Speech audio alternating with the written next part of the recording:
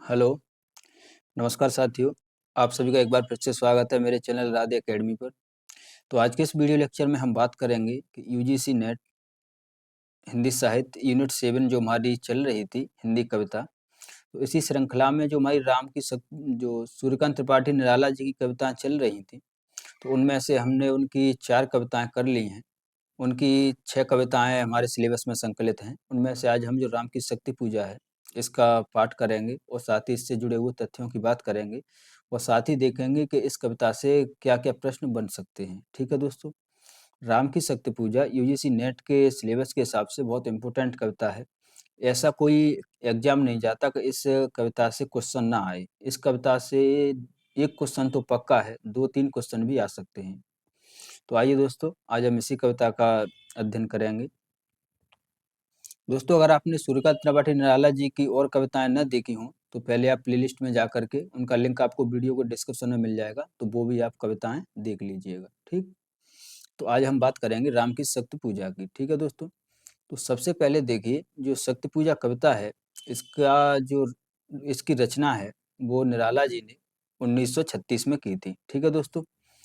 ये बहुत इम्पोर्टेंट है निराला के समय के हिसाब से भी, क्योंकि 1935 में उन्होंने सरोज स्मृति कविता लिखी, जिसका अध्ययन हमने किया। उसमें देखा कि निराला ने अपनी पुत्री सरोज थी, उसकी मृत्यु पर वो कविता लिखी थी, जिसे हम शोक गीत भी कहते हैं। तो उस कविता के बाद 1935 में, फिर 1936 में राम की शक्ति पूजा जो निराला लिखते हैं, तो इसमें उनका क्या भाव है, वो हम देखेंगे। तो दोस्तों सबसे पहले देखिए इसका प्रकाशन वर्ष क्या है, तो 1936 है और इसका संकलन किसमें किया गया है, तो अनामिका जो उनका काव्य संग्रह है, वो उसका द्वितीय संस्करण जब निकला था 1938 में, तो इसका संकलन उसमें किया गया था। ठीक है दोस्तों? निराला की जो कई महत्वपूर्ण कविताएँ हैं, जैसे राम की शक्ति पूजा है, सरोज स्मृति है, कुकुरमुत्ता है, उन सभी का संकलन अनामिका में ही किया गया है। ठीक है दोस्तों? तो अनामिका उनका जो काव्य संग्रह है, बहुत इम्पोर्टेंट है और इसमें जो निराला की जो अच्छी कविताएँ हैं, वो सब सारी कविताएँ इसी में संकलित की गई हैं, ठीक? जो अनामिका का सेकंड एडिशन है ये, ठीक है दोस्तों? तो ये कब निकला 1938 में। तो देखिए, सबसे पहले राम की शक्ति पूजा के बाद बात करें, तो ये पहली बार जब कविता छपती है, तो ये कविता छपी थी दैनिक भारत में, ठीक है? जो दैनिक भारत पत्रिका है, जो इलाहाबाद से निकलती थी, उसमें सबसे पहले ये कविता छपी थी, ठीक है? अगर इस कविता के रचना के आधार की बात करें कि इन्होंने इसका प्रतिपाद्य कहाँ से लिया हुआ है, तो वो कृतवास रामायण है, जो बांग्ला में लिखी गई थी, उसी के आधार पर इन्होंने इस कविता का पाठ लिया हुआ है, ठीक? इसका संकलन अनामिका द्वितीय संस्करण 1938 में हुआ है। ये कविता 312 पंक्तियों की लंबी कविता है, यानी इस कविता की बात करें तो इसमें 312 पंक्तियाँ हैं। प्रबंधात्मक कविता है, मंत्र काव्य भी बोलते हैं इसे और शक्ति काव्य भी बोलते हैं। ठीक है दोस्तों? तो राम की शक्ति पूजा के अन्य नाम हैं, वो प्रबंधात्मक कविता है, मंत्र काव्य है और साथ ही शक्ति काव्य है। ठीक है? अगर हम इसके छंद की बात करें कि इस कविता में निराला ने छंद कौन-सा लिया है, क्योंकि निराला ने छंद के स्तर पर कई प्रयोग किए हैं। उन्होंने उनकी हर एक कविता में देखिए तो उसमें आपको अलग छंद मिलेगा, अलग लय मिलेगी। तो निराला ने ये प्रयोग काफ़ी किए हैं। तो उसमें जो राम की शक्ति पूजा का छंद है, उसे हम पद्य अनुच्छेद पद्धति छंद भी कहते हैं। जिसमें उन्होंने निराला ने ये कविता लिखी है, उसे हम पद्यानुच्छेद पद्धति कहते हैं। ये आप ज़रूर ध्यान रखिए और इसी छंद को हम दूरांतर प्रवाही वाक्य विधान भी कहते हैं। ठीक है? वो अभी कैसा है, कैसा ये होता है ये छंद, वो अभी हम आगे समझेंगे। इसमें कुल 11 अनुच्छेद हैं, ये आप ध्यान रखिए। अनुच्छेद कितने हैं? इसमें 11 हैं। विषय वस्तु कितनी है? 8 दिनों की है। यानी जो निराला ने जो राम के युद्ध का वर्णन किया है, वो सिर्फ़ 8 दिनों का वर्णन किया है। ठीक? इसकी जो भाषा है, वो संकलन त्रय और सामासिक पदावली का समन्वय है। ठीक है? यानी इन्होंने सामासिक पदावली ज़्यादा ली हुई है, जिसमें शब्दों का अर्थ ज़्यादा से ज़्यादा हो और शब्द छोटा हो। ठीक है? रस यह है, इसमें वीर रस है, शांत रस है और साथ में राम उदात्त भी इसमें दिखाए जाते हैं। प्रमुख पात्र हैं, इन पात्रों को ज़रूर ध्यान रखिए। पात्रों में प्रमुख पात्र कौन-कौन से आते हैं? तो राम, लक्ष्मण, हनुमान, सुग्रीव, विभीषण, जामवंत, अंगद, नल, गवाक्ष और महाशक्ति। ठीक है? ये तो इसमें प्रमुख पात्र हैं, जो युद्ध में इनका नाम आता है कि युद्ध में कैसे-कैसे ये लोग युद्ध लड़ रहे हैं। फिर इसमें गौड़ पात्र के रूप में आते हैं शिव और अंजना, ठीक है? यानी जो भगवान शिव हैं वो और अंजना यानी पार्वती जी, ठीक है? जो शिविर में भाग लेते हैं, यानी जब मीटिंग चलती है युद्ध के बाद, शिविर में जो भाग लेते हैं मीटिंग में, तो वो कौन-कौन है? सुग्रीव है, विभीषण है, जामवंत है, अंगद है, हनुमान है, नल, नील और गवाक्ष, ठीक है? ये सभी उस मीटिंग में हैं।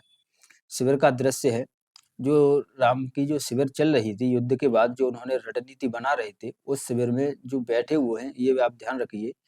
इस कविता में बताया गया है कि राम श्वेत शिला पर बैठे हैं, हनुमान राम के हाथ पैर धुल रहे हैं, यानी जो हनुमान जी हैं वो राम के पास ही बैठे हैं धरती पर और वो उनके हाथ पैरों को धुल रहे हैं। राम के सामने विभीषण और भालुओं की जो सेना है वो है और राम के पीछे लक्ष्मण है। ठीक है दोस्तों, वातावरण की बात करें तो अमावस्या की अंधेरी रात है। 1 से 9 अनुच्छेद तक जो अमावस्या की रात है, रात्रि का ही वर्णन इसमें हुआ है। ठीक है, फिर राम द्वारा राक्षसों का वध, जिसमें बताया गया है कि राम ने किन-किन राक्षसों का वध किया हुआ है, तो ताड़का, सुबाहु, त्रिशरा, खर और दूषण, इन लोगों के नाम आए हुए हैं। ठीक, अब देखिए इसमें कुल 9 अनुच्छेद हैं। उन 9 अनुच्छेदों में क्या-क्या हुआ है, उसका कथा विन्यास क्या है, उसे देखिए। तो सबसे पहले है कि पहला अनुच्छेद, उसमें अनिर्णित युद्ध का स्थगन और शिविर में अगले दिन की रणनीति। ठीक है, जो सबसे पहला अनुच्छेद है, उसमें आपको जो युद्ध का निर्णय नहीं हुआ है, कोई भी पक्ष जय या पराजय नहीं हुई है किसी भी युद्ध की, तो वो दिखाया गया है। और साथ में शिविर में जो अगले दिन की रणनीति है कि अगले दिन हम युद्ध किस प्रकार से लड़ें जिससे हम जीत सकते हैं, वो दिखाया गया है। ठीक है, फिर हम दूसरे अनुच्छेद की बात करें। दूसरा अनुच्छेद है रावण और राम की सेनाओं के लौटने की सूचना। दोस्तों ये आप ध्यान रखना, क्योंकि क्वेश्चन इससे पूछा हुआ है, इनमें से 4 आपको दे देगा और उनका मिलान करवाएगा, तो आपको ये ध्यान रखना चाहिए। ठीक है, तो दूसरा अनुच्छेद क्या है? रावण और राम की सेनाओं के लौटने की सूचना है युद्ध के बाद की। तीसरा अनुच्छेद है शिविर में रणनीति। चौथा अनुच्छेद है सैन्य शिविर। पांचवा अनुच्छेद हनुमान पर राम के रोने की प्रतिक्रिया, कि जब राम की आंखों से आंसू निकलते हैं तो जैसे ही उन्हें हनुमान देखते हैं तो हनुमान पर उसकी क्या प्रतिक्रिया होती है। छठा अनुच्छेद है कि राम विभीषण संवाद, विभीषण और राम का संवाद है इसमें। सातवां अनुच्छेद है राम विभीषण जामवंत संवाद। ठीक है, फिर इसमें राम विभीषण और जामवंत का संवाद है। फिर है नेक्स्ट जो है वो है आठवां अनुच्छेद। ये इम्पोर्टेंट है क्योंकि इसी में जो उपाय है वो बताया गया है जामवंत द्वारा। तो जामवंत राम को सख्त पूजा की सलाह देते हैं। ठीक है, फिर नेक्स्ट अनुच्छेद है हमारा नवा अनुच्छेद है सत्य पूजा। इसमें राम सत्य पूजा करते हैं, यानी इसमें जप करते हैं अपना। और 10वां अनुच्छेद है, उसमें नील कमल इंद्रिय वर का गायब होना और राम के मन में संशय। ठीक है दोस्तों, 11वां अनुच्छेद है वो महाशक्ति द्वारा राम की प्रशंसा। ठीक है, तो ये 11 अनुच्छेदों का हमने विषय वस्तु देख ली है। अब हम कविता का पाठ करेंगे। तो दोस्तों कविता का पाठ करते आपको पूरा करना चाहिए और आप करिए भी, क्योंकि जो एनटीए यूजीसी नेट में जो क्वेश्चन पूछे जा रहे हैं, उनमें से आपको प्रत्येक जो पैराग्राफ है उसमें से पहली पंक्ति दे के पूछ देगा 4 या 5 पैरा की, कि इन्हें क्रम से लगाइए कि ये पंक्तियाँ कविता में किस क्रम से आई हुई हैं। तो आपको वो भी ध्यान रखना है। ठीक है दोस्तों, तो आइए अब हम देखते हैं, कविता पाठ करेंगे।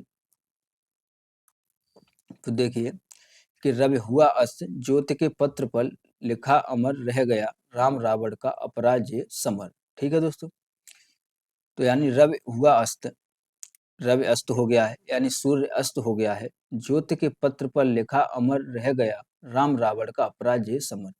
यानी जो ज्योति का पत्र है, यानी जो भविष्य है, उसमें लिखा रह गया है, यानी ये बात लिखी रह गई कि अभी तक जो युद्ध का निर्णय है, किसी की जय पराजय अभी तक नहीं हुई है।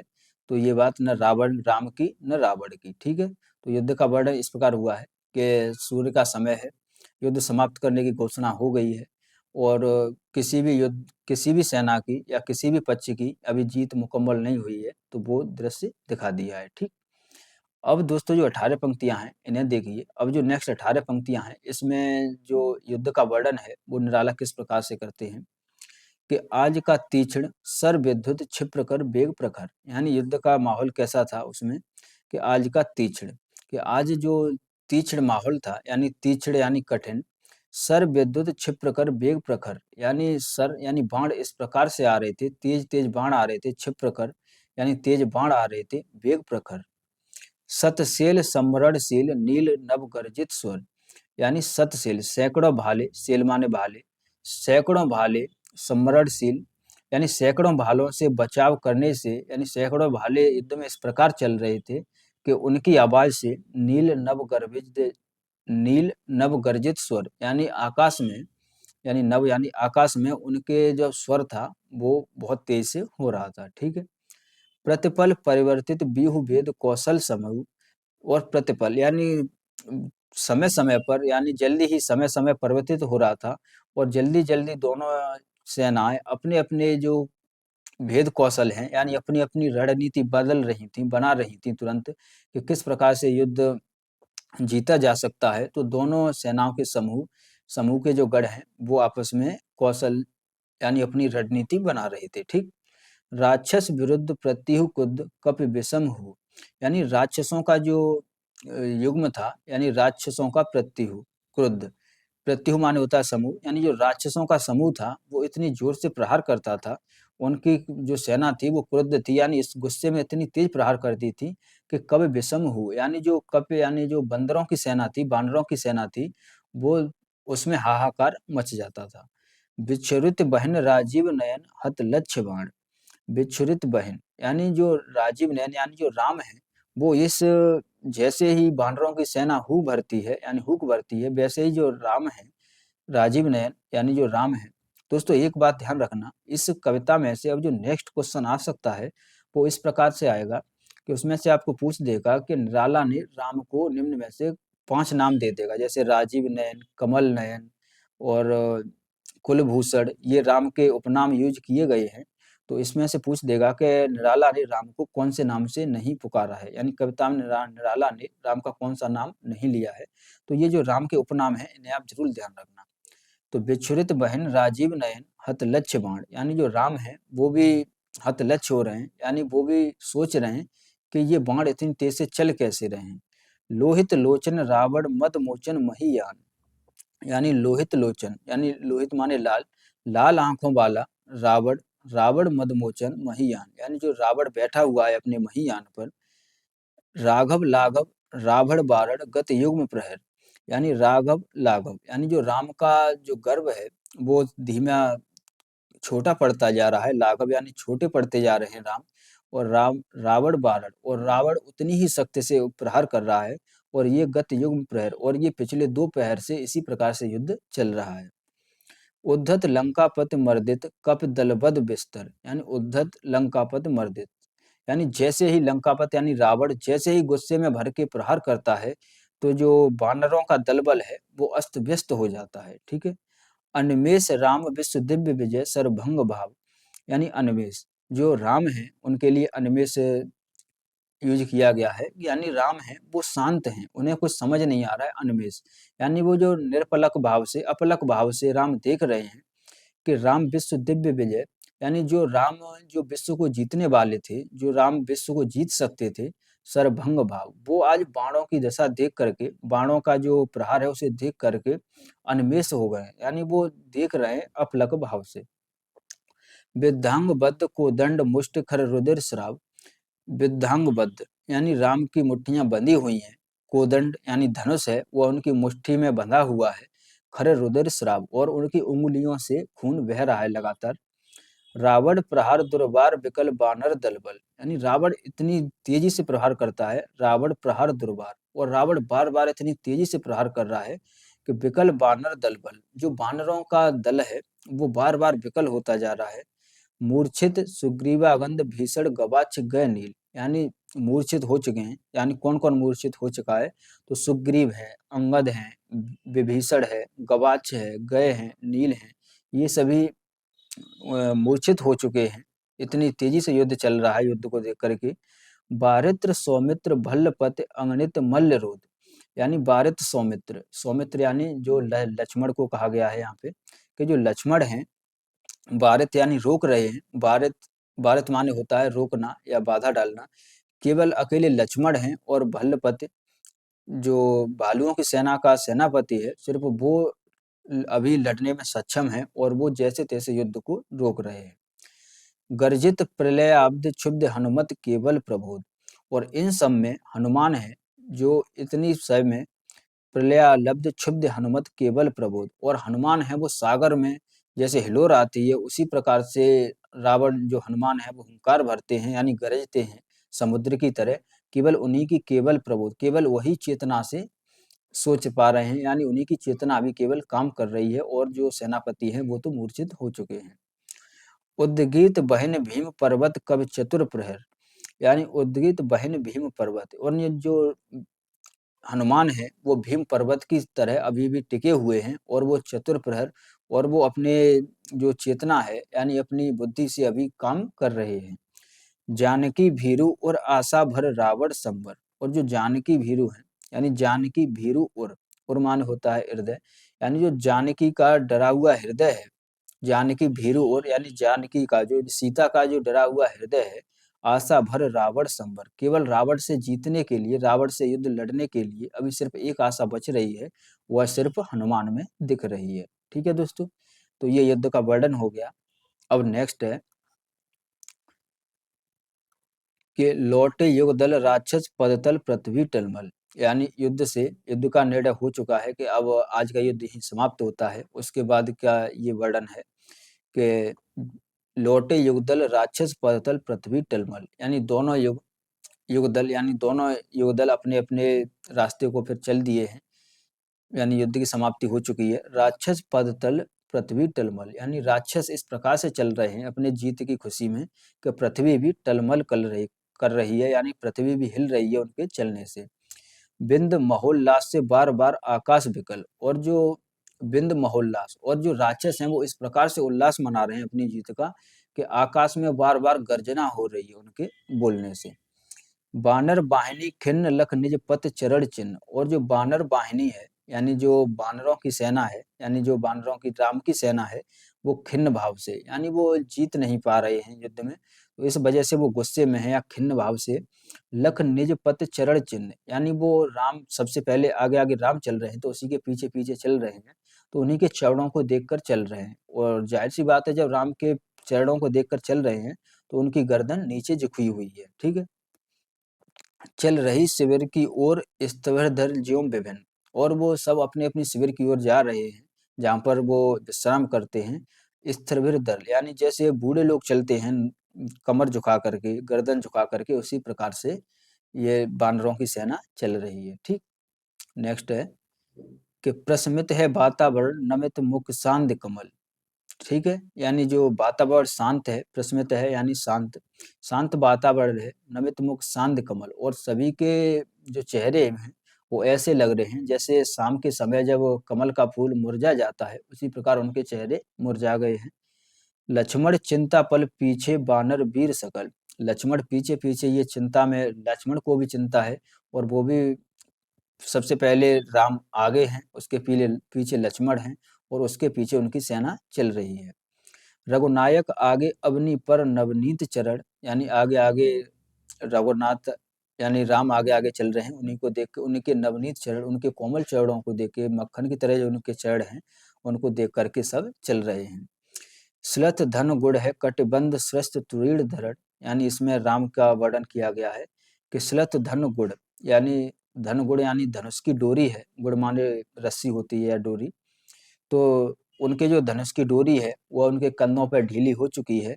कटिबंध तुस्त तुरीड़ धरण, और उनका जो कटिबंध है यानी जिसमें वो अपने बाण रखते हैं वो भी उनका ढीला उन्होंने छोड़ दिया है। दृढ़ जटा मुकुट हो विपर्यस्त प्रतिपल लट से खुल, और उनका जो मुकुट बना हुआ था, उनके बालों का जो मुकुट बना हुआ था सर पे, वह भी उन्होंने खोल दिया है, तो बाल भी अस्त व्यस्त हो गए हैं। फैला पृष्ठ पर बाहुओं पर वक्ष पर विपुल, यानी जो अपने मुकुट उन्होंने खोला हुआ है, बाल अपने खोले हुए हैं, तो वो बाहों पर, पृष्ठ पर यानी पीठ पर, बाहुओं पर, और वक्ष यानी आगे सीने पर, विपुल यानी फैल गए हैं। उतरा जो दुर्गम पर्वत पर नैसा अंधकार, और उनके बाल उनके शरीर पर ऐसे लग रहे हैं जैसे पर्वत पर अंधेरा छा गया हो। ठीक है, चमकती दूर ताराएं ज्यों हो कहीं पार, और अगर आप देखोगे सामने से तो ऐसा लग रहा है जैसे राम की दोनों आंखें जो चमक रही हैं, वो ऐसे लग रही हैं जैसे दूर दूर तारे चमक रहे हों। ठीक, अब नेक्स्ट है कि आए सब सिमिर सान पर पर्वत के मंथर, यानी अब सब लोग शिविर में आ गए हैं, यानी पर्वत पर जहाँ पर उनका स्थल है वहाँ पर वो सभी लोग आ गए हैं। सुग्रीव विभीषण जामबान आदिक बानर, यानी सुग्रीव विभीषण जामबान और जो बानर है, बानरों की सेना के जो सेनापति हैं वो सब आ गए हैं। सेनापति दल विशेष के अंगद हनुमान, नल नील गवाच प्रात के रण का समाधान करने के लिए फिर बानर दल आश्रय स्थल। यानी अब सभी जो सेनापति हैं वो एक जगह इकट्ठा हो गए हैं शिविर में। अब वो नेक्स्ट डे के लिए यानी प्रातः के रण का समाधान, यानी जो सुबह का रण फिर से शुरू होगा, सुबह युद्ध फिर से शुरू होगा, तो उसके समाधान के लिए सभी लोग मीटिंग करने के लिए आ गए हैं, रणनीति बनाने के लिए आ गए हैं। नेक्स्ट है कि बैठे रघुकुल मण श्वेत शिला पर निर्मल जल, यानी यहाँ पर राम को क्या कहा गया है, तो रघुकुल मण, यानी जो रघुकुल मण यानी जो राम है वो अपने कुल में मणि की तरह हैं, तो वो कहाँ पर बैठे हुए हैं, तो ये देखिए कि बैठे रघुकुल मण श्वेत शिला पर निर्मल जल ले आए कर पद लाक्षनाथ पट हनुमान, यानी राम शिला पर बैठ गए हैं और तभी हनुमान जी तुरंत जल्दी से पानी लेकर आए हैं कि राम अपने हाथ पैर धोएंगे, तो उनके हाथ पैर धोने के लिए हनुमान पानी ले आए।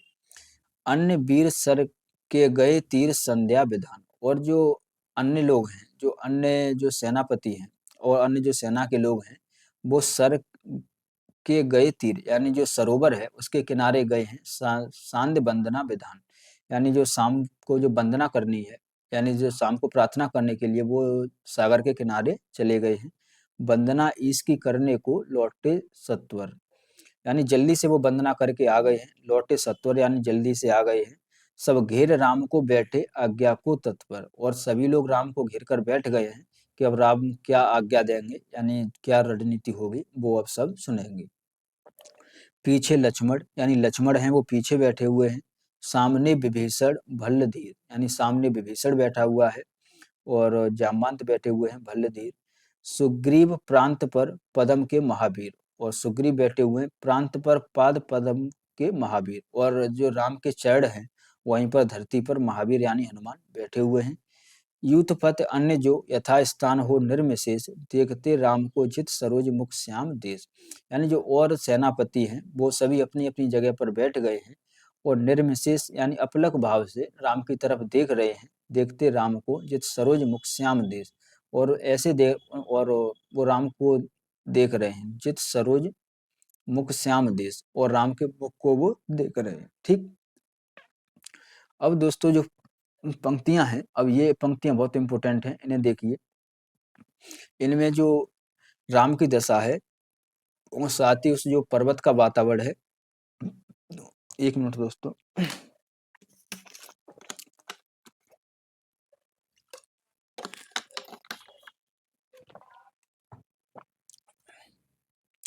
तो उसका वर्णन किया हुआ है।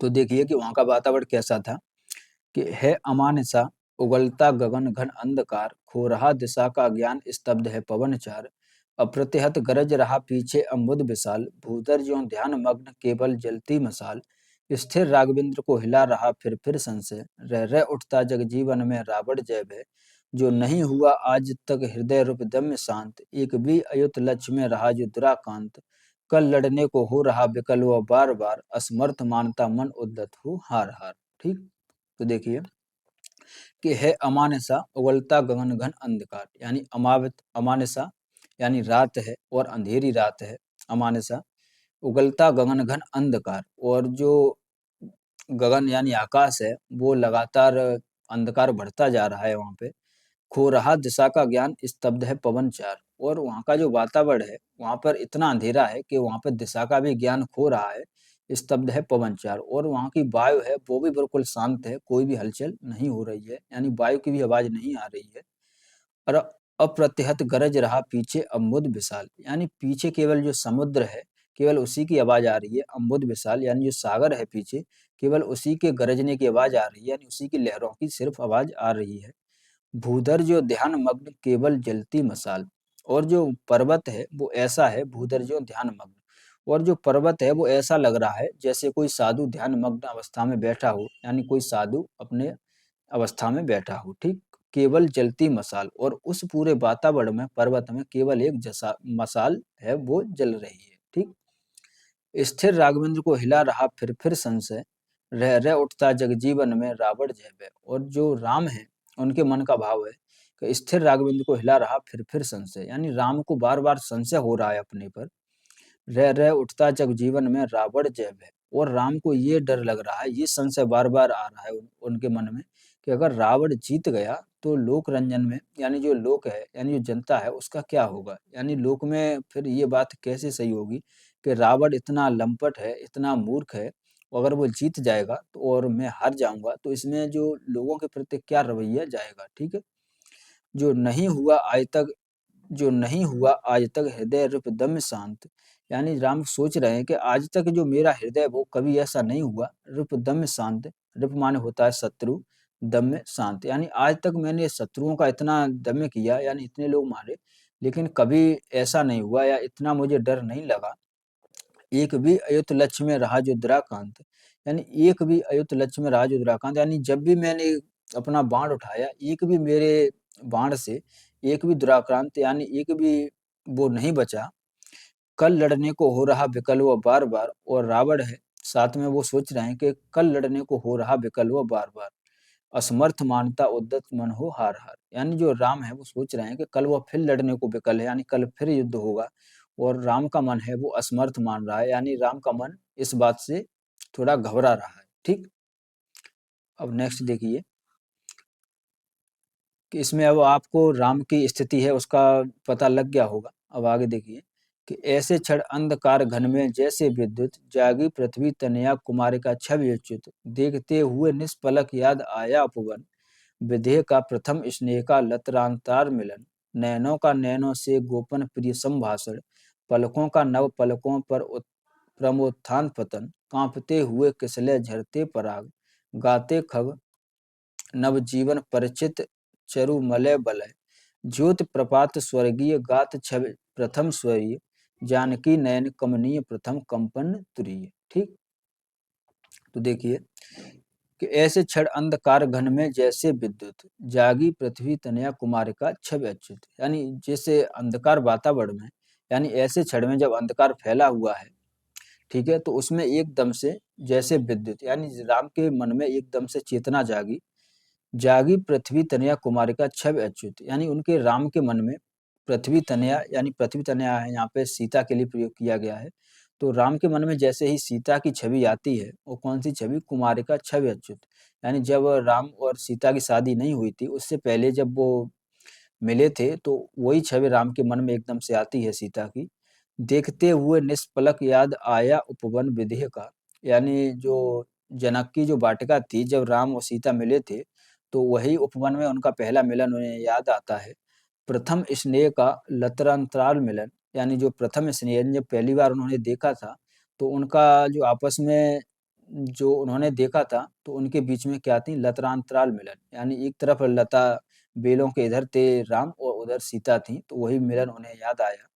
नैनों का नैनों से गोपन प्रिय संभाषण, यानी दोनों ने नैनों दोनों जब राम और सीता के नैनों ही नैनों में जो बात हुई थी वो संभाषण उन्हें याद आया। पलकों का नव पलकों पर प्रथमोत्थान पतन, यानी आपस में जो पलक उनकी बात कर रहे थे वो भी उन्हें याद आया।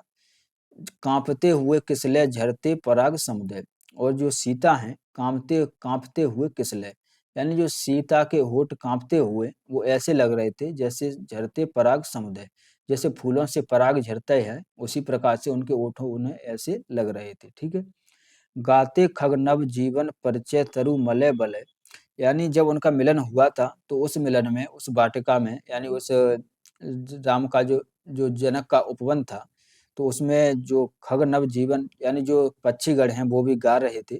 परिचित मरु बलय, यानी मलय पर्वत पर जिस प्रकार जो तरु यानी पेड़ सुगंधित हो जाते हैं उसी प्रकार से उन्हें लग रहा था। ठीक, ज्योति प्रपात स्वर्गीय ज्ञात छवि प्रथम सुई, जानकी नयन कमनीय प्रथम कंपन तुरीय, यानी ज्योति यानी जो सीता की जो आंखें थी उनमें से जो ज्योति के समान जो लग रही थी, ज्ञात छवि प्रथम स्वर्गीय, और जैसे ही उन्होंने पहला स्वर बोला हुआ था, जानकी नयन कमनीय प्रथम कंपन तुरीय, और पहले ही स्वर बोलने के बाद जो जानकी के जो होठ थे वो कंपन तुरीय, वो कपने के साथ ही तुरीय अवस्था में यानी चुप हो गई। ठीक, अब नेक्स्ट देखिए, नेक्स्ट है दोस्तों एक बात बता दूं कि जो मैंने पंक्तियां बोल्ड की हुई हैं, इन पंक्तियों पर आप जरूर ध्यान दीजिए। ये पंक्तियां मोस्ट इम्पोर्टेंट हैं और ये पहले एग्जाम में आ चुकी हैं। ये वही पंक्तियां हैं, ठीक है। तो देखिए कि फिर राम राम तो ये सब सोच रहे हैं और वो पर्वत पर बैठे हुए, सभा चल रही है, सब लोग चुप हैं, राम के मन में ये सब चल रहा है, ठीक है। तो राम की अवस्था क्या है कि सिंहरा तन क्षणभर भूला मन, लहरा समस्त, यानी एकदम से राम का जो तन है, यानी जो राम का बदन है, वो एक तरह से सिहर गया है, एकदम से उन्हें ध्यान आया। क्षण भर भूला मन, और उन्होंने वो जो याद आ रही थी उनको सबको भूलने के बाद लहरा समस्त, हर धनुर्भंग को पुनर्बार जो उठा अस्त। और राम ने फिर प्रतिज्ञा की कि हर धनुर्भंग को पुनर्बार जो उठा हस्त। और राम का हाथ इस प्रकार से उठा हुआ है कि राम ने जब पहले धनुर्भंग किया था, यानी जब राम ने पहले सीता को पाया था, तो उसके लिए उन्हें धनुष भंग करना पड़ा था, यानी धनुष तोड़ना पड़ा था। तो राम ने वो जैसे ही तोड़ा था हाथ से तुरंत उठा के, वैसे ही राम फिर प्रतिज्ञा कर रहे हैं कि सीता को पाने के लिए मैं फिर धनुष को तोड़ूंगा, ठीक है। यानी कोई भी चुनौती आएगी उसे मैं पाकर ही रहूंगा। फूटी स्मित सीता ध्यान लीन राम के अधर, फिर विश्व विजय भावना हृदय में आई भर। यानी जैसे ही राम के मन में सीता का भाव आया, यानी सीता फूटी स्मित सीता ध्यान लीन राम के अधर, यानी जैसे ही राम के मन में जो सीता का मुस्कुराता हुआ चेहरा मन में आया, वैसे ही राम ने फिर प्रतिज्ञा की है कि फिर विश्व विजय भावना हृदय में आई भर। और राम के मन में फिर से उन्हें जो प्रेरणा है वो मिल चुकी है, और फिर उन्होंने विश्व विजय की भावना उनके मन में आ गई है, ठीक। वे आए याद दिव्य सर अगणित मंत्र पूत, सर यानी बाण, और उनको वो अपने बाण थे, जो दिव्य बाण थे, अगणित मंत्रपूत, जो सैकड़ों अगणित मंत्रपूत से बने हुए जो बाण थे वो उन्हें याद आ गए हैं। फड़का पर नभ को उड़े सकल ज्यों देवदूत, यानी वो उनके बाण इस प्रकार से थे कि जब वो आकाश में जाते थे तो वो देवदूत की तरह लगते थे। देखते राम जल रहे सलभ ज्यों रजनीचर, और राम जब युद्ध लड़ते थे, जब वो अपने इन बाणों से युद्धों को लड़ते थे, तो उन्हें जब राक्षसों रजनीचर, यानी वो राक्षसों को मारते थे, तो ऐसे लगता था जैसे सलभ, सलभ माने होता है पतंगा, यानी कीट, जो कीट पतंगे होते हैं जैसे वो जल रहे हों। जिनमें कौन कौन है, ताड़का, सुबाहु, विराद, सिरस्ते, दूसर, खर, ठीक है। नेक्स्ट देखिए कि फिर देखी भूमि मूर्ति आज रण देखी जो, यानी फिर राम के ये मन में चल रहा है, फिर एकदम से ध्यान आता है उन्हें आज के युद्ध का, वो जो युद्ध में जो चल रहा था वो उन्हें युद्ध एकदम से याद आता है कि फिर देखी भीम मूर्ति आज रण देखी जो, यानी एकदम से फिर राम के मन में फिर वो ध्यान आती हैं कि उन्होंने जो भीमा की मूर्ति देखी हुई थी, वो उन्हें एकदम से दुर्गा जी दिखती हैं। आच्छादित किए हुए सम्मुख समग्र नभ को, यानी अपने में जो पार्वती हैं, यानी जो दुर्गा जी हैं, वो अपने में पूरे को जो समग्र है, सम्मुख समग्र नभ को, यानी वो संपूर्ण जो विश्व है, यानी आकाश है, उसको अपनी गोदी में लिए हुई थी। ज्योतिर्मय अस्त सकल बुझ बुझ कर हुए छीड़, और जब राम उन पर बाण छोड़ते थे, यानी जब राम रावण पर युद्ध छोड़ते थे, तो वो राम के बाण छीण हो जाते थे, यानी बुझ जाते थे। पा महानिलय उस तन में क्षण हुए लीन, यानी जैसे ही राम के बाण जाते थे रावण की तरफ, तो वो बाण दुर्गा पहले ही उन्हें बुझा देती थी, यानी वो क्षीण हो जाते थे दुर्गा अपनी शक्ति से। और वो बाण ऐसे लगते थे जैसे महानिलय, जैसे वो मोक्ष पा गए हों, महानिलय का मतलब होता है मोक्ष, जैसे वो बाण मोक्ष पा गए हों और वो जो दुर्गा हैं उनके शरीर में ऐसे लीन हो जाते थे, ठीक। लख शंकाकुल हो गए अतुल बल शेष शयन, खिंच गए द्रवों में सीता के राममय नयन। और फिर जैसे ही ये बात सोची, राम के मन में ये बात आया मन में, वैसे ही राम के मन फिर शंकाकुल हो गए, यानी राम फिर से संशय होने लगा राम को। फिर सुना हंस रहा अट्टहास रावण खलखल, और फिर एकदम से उन्हें ध्यान आया कि रावण कैसे युद्ध में अट्टहास हंस रहा था। भावित नैनों से सजग गिरे दो मुक्तादल, और इसी ये सब सोचते हुए राम की आंखों से दो मुक्तादल, यानी भावित नैनों से सजग गिरे दो मुक्तादल, यानी राम की आंखों से दो आंसू गिर चुके हैं, ठीक है, निकल गए हैं। अब देखिए कि बैठे मारुति देखते राम चरणाविंद, यानी जो मारुति यानी जो हनुमान है, वो तो राम के चरणों में बैठे हुए हैं, राम के चरणों को पकड़े करके बैठे हुए हैं हनुमान। युग अस्त नास्तिक एक रूप गुण गण अनिंद।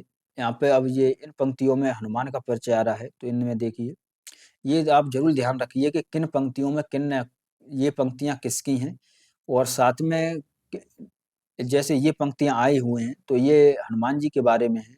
तो एग्जामिनर ऐसे भी पूछ सकता है, ये पंक्तियां दे देगा और पूछ देगा कि राम की शक्ति पूजा में निराला ने ये पंक्तियां किसके लिए प्रयोग की हैं, ठीक है, या ये पंक्तियां किसकी विशेषताएं बताती हैं।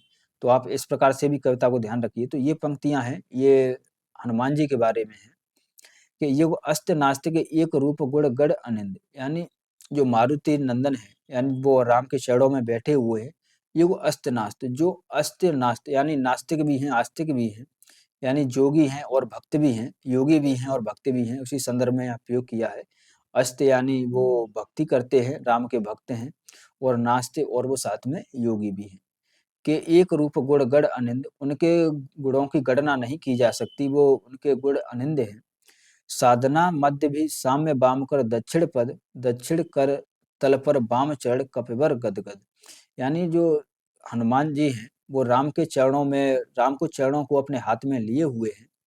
यानी साधना मध्य में साम्य बाम कर दक्षिण पद, दक्षिण कर तल पर बाम चढ़ कपि गदगद। यानी राम के चरणों को अपनी गोदी में लिए हुए हैं और वो आराम से इसी में खुश हैं, ठीक है। उन्हें लग रहा है कि जैसे उन्हें राम की सेवा करने का मौका मिल गया हो। पास सत्य सच्चिदानंद रूप विश्राम धाम। यानी उन्होंने उन्हें ऐसा लग रहा है जैसे सच्चिदानंद रूप, यानी जो राम का रूप है, राम को सच्चिदानंद भी बोला है, तो राम के सच्चिदानंद रूप को उन्हें ऐसा लग रहा है राम की सेवा करके जैसे उन्हें विश्राम धाम मिल गया हो, जैसे उन्हें स्वर्ग लोक मिल गया हो।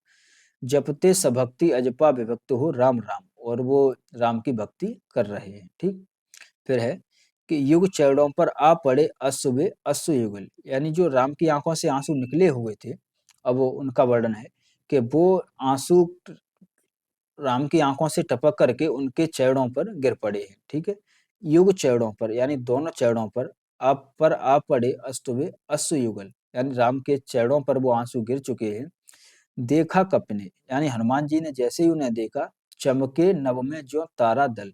उन्हें लगा जैसे आकाश में दो तारा चमक रहे हों। यानी जैसे ही उनकी जो आंसू की बूंद उनके पैरों पर पड़ी, तो वो रात में जो मशाल जल रही है, शायद उसकी प्रकाश से वो दोनों जो आंसू हैं वो चमकने लगे, ठीक है। ये नहीं चरण राम के बने श्यामा के शुभ। यानी जो हनुमान जी हैं वो सोच रहे हैं कि ये राम के चरणों पर ये क्या है, ठीक है। सोहते मध्य में हीरक युग या दो कौस्तुभ। और जो हनुमान जी हैं वो सोच रहे हैं कि सोहते मध्य में हीरक युग, यानी उन्हें लग रहा है कि ये या तो ये हीरा है, यानी हीरे के समान क्या है, या फिर ये कौस्तुभ, यानी कौस्तुभ माने होता है मणि, ठीक है। कौस्तुभ माने मणि होता है, ये मणि के समान क्या चमक रहा है। टूटा हुआ तार ध्यान का स्थिर मन हुआ विकल। यानी जैसे ही हनुमान जी का ध्यान वो टूटा, फिर जैसे ही उन्होंने सोचा कि नहीं ये वो तो नहीं हो सकते, संदिग्ध भाव की उठी दृष्टि देखा अविकल। और जैसे ही उन्होंने संदिग्ध भाव से राम की तरफ देखा कि कहीं राम रो तो नहीं रहे, ये तो आंसू हैं। तो जैसे ही उन्होंने राम की तरफ देखा, तो बैठे वे वहीं कमल लोचन पर सजल नयन। यानी राम तो वैसे ही कमल लोचन, ठीक है, यानी कमल लोचन यानी कमल के समान उनकी जो आंखें हैं राम की, तो वो बैठे तो वहीं पर हैं, पर सजग नयन, उनके जो सजल यानी उनकी जो आंखें हैं वो नम है, यानी आंखें भीगी हुई हैं। उन्होंने सोचा ये राम के ही आंसू हैं। व्याकुल व्याकुल कुछ चिर प्रफुल्ल मुख निश्चेतन। यानी जैसे ही हनुमान जी ने ये सब देखा, वैसे ही हनुमान जी निश्चेतन हो गए। उन्हें लगा कि वो व्याकुल हो गए कि राम जी रो रहे हैं, ठीक है। तो जैसे ही राम को रोते हुए देखा, ये अश्व राम के आते ही मन में विचार। जैसे ही ये बात विचार राम हनुमान जी के मन में आया कि ये राम के आंसू हैं, उद्देल हो उठा सक्त खेल सागर अपार। और जो हनुमान जी हैं वो अपनी पूरी शक्ति में आ चुके हैं, जैसे सागर अपार, जैसे सागर की लहरें आती हैं उसी प्रकार से हनुमान जी में उनकी शक्ति आ गई है। हो श्वसित पवन 49 पिता पक्ष से तुमुल। यानी जो हनुमान जी हैं वो, उनके पिताजी पवन सुत हैं, यानी हनुमान जी को पवन सुत बोला जाता है, यानी उनके पिताजी पवन हैं, वायु हैं। तो उन्हें तुरंत ही उन्होंने अपनी लंबी लंबी सांसें ली। हो श्वसित पवन, जल्दी से उन्होंने अपनी सांसें ली। 49 पिता पक्ष से तुमुल, और उन्होंने अपने पिता पक्ष से 49 प्रकार की वायु अपने पक्ष में ली, यानी अपनी सांसों में भरी। एकत्र बच्च पर वहा बाष्प हो उड़ा अतुल, यानी उनके बच्च यानी उनके जो सीने पर जो पसीना आया हुआ था वो बाष्प की तरह उड़ गया है। सत घूंडावत तरंग भंग उठते पहाड़, और जैसे ही उन्हें गुस्सा आया, पवन 149 प्रकार की पवनें जैसे ही हाहाकार मचाने लगी, वैसे ही घूढ़ावत, सत घूढ़ावत, जैसे सैकड़ों घूढ़ावत चक्रवात आ गए हों, तरंग भंग उठते पहाड़, और जो पहाड़ हैं वो ऐसे उठ गिर रहे हैं जैसे बहुत बड़े चक्रवात आए हों। जल रास रास जल पर चढ़त खाता पछाड़, और जो जल रास रास जल यानी जल रास यानी सागर है, उसकी लहरें ऐसे पछाड़ खा रही हैं जैसे चढ़ता खाता पछाड़, यानी जो सागर की लहरें हैं वो पछाड़े खा रही हैं। तोड़ता बंद प्रतिसंध धरा हो स्फीत वक्ष, यानी जो हनुमान जी हैं वो पृथ्वी और आकाश को तोड़ते हुए इस प्रकार से आकाश की ओर बढ़ रहे हैं। दिग्विजय अर्थ प्रतिपल समर्थ बढ़ता समझ, यानी वो लगातार जो आकाश की ओर बढ़ते जा रहे हैं। विजय, दिग्विजय अर्थ प्रतिपल समर्थ बढ़ता समझ, यानी उनके मन में बार बार विश्व विजय करने की भावना मन में आ रही है। ठीक है, ये किसकी प्रतिक्रिया हो रही है? तो ये हनुमान जी की हो रही है। सत वायु बेग बल डूबा अतल में देश भाव, जल राशि विपुल मत मिला अनिल में महाराव, यानी जो अनिल यानी हवाएं हवाएं बहुत तेज बढ़ती जा रही हैं और वो महाआकाश के ऊपर यानी आकाश की ओर ऊपर उड़ते जा रहे हैं। वज्रांग तेज घन बना पवन हो महाकाश, पहुंचा एकादश रुद्र क्षुब्ध कर अट्टहास, यानी जो हनुमान जी हैं वो महाकाश में पहुंच गए हैं। महाकाश यानी जहाँ शिव का वास है, वहां पर वो पहुंच गए हैं। और क्योंकि उन्हें लग रहा है कि ये सब राम की जो स्थिति है ये सब दुर्गा की वजह से है, पार्वती की वजह से है, तो इसीलिए वो सीधे वहीं पर महाकाश में पहुंच गए हैं कि पहले पार्वती जी से ही मिल लिया जाए। ठीक है, पहुंचा एकादश रुद्र क्षुब्ध कर अट्टहास, और जो एकादश रुद्र यानी जो रुद्र के रूप हनुमान जी हैं वो अट्टहास करते हुए क्षुब्ध यानी बहुत गुस्से में महाकाश में पहुंच गए हैं। ठीक है, रावण महिमा श्यामा विभावरी अंधकार, यह रुद्र राम पूजन प्रताप तेज प्रसार। ठीक है, यानी रावण महिमा श्यामा विभावरी, यानी जो रावण ने जो दुर्गा की जो महिमा की थी या उनकी तपस्या की थी, एक तरफ वो है, यह रुद्र राम पूजन प्रताप तेज प्रसार, और एक तरफ जो राम को पूजने वाले हनुमान जी हैं। ठीक है, उस ओर शक्ति शिव की जो 10 स्कंद पूजित, यानी उस ओर तो जो शक्ति शिव यानी शक्ति की जो जो शक्ति हैं यानी जो पार्वती हैं शिव की पत्नी, उनको पूजने वाला 10 स्कंद पूजित, यानी 10 स्कंद पूजित माने 10 सिरों वाला पूजित, यानी रावण है वो एक तरफ से शक्ति की आराधना कर रहा था, वो है एक तरफ। इस और रुद्र बंदन जो रघुनंदन पूजित, और इधर जो हनुमान जी हैं जो राम की सेवा करने वाले, राम को पूजने वाले, राम की वंदना करने वाले हनुमान जी हैं। ठीक, करने को ग्रस्त समस्त व्योम कप बढ़ा अटल, यानी पूरे समस्त ग्रस्त, करने को ग्रस्त समस्त व्योम कप, यानी जो आकाश है उसको निगलने के लिए, यानी आकाश को फिर से निगलने के लिए कप बढ़ा अटल, यानी हनुमान जी ने ये दृढ़ निश्चय कर लिया कि मैं पूरे आकाश को ही निगल लूंगा। ठीक, लख महानाश शिव अचल हुए क्षण भर चंचल, यानी अब शिव की एंट्री होती है कि लख महानाश शिव अचल, यानी जो अचल रहने वाले शिव, जैसे ही उन्हें पता चला कि अब महानाश होने वाला है, वैसे ही हुए क्षण भर चंचल, यानी जो शिव हैं वो अचल रहते हैं, यानी उन्हें कोई चिंता नहीं रहती, वो भी एकदम से चंचल हो गए हैं। एकदम से वो सोच में पड़ गए हैं कि ये महानाश होने वाला है। श्यामा के पदतल भार धरड़ हर मंदिर स्वर बोले, यानी जो पार्वती हैं उनके चरणों में हाथ जोड़कर बोले, जो शिव हैं वो बोलते हैं कि समरो देव निज तेज नहीं बानर है, यानी हे देवी, समरो देव यानी हे देवी अपने तेज को संभालो, निज तेज यानी अपने तेज को संभालो, अपनी गुस्सा को संभालो, नहीं बानर है, यह साधारण बानर नहीं है। नहीं हुआ श्रृंगार एवं गत महावीर, यानी आज तक जो हनुमान जी हैं वो श्रृंगार के दुनिया में नहीं आए हैं, यानी वो बाल ब्रह्मचारी हैं।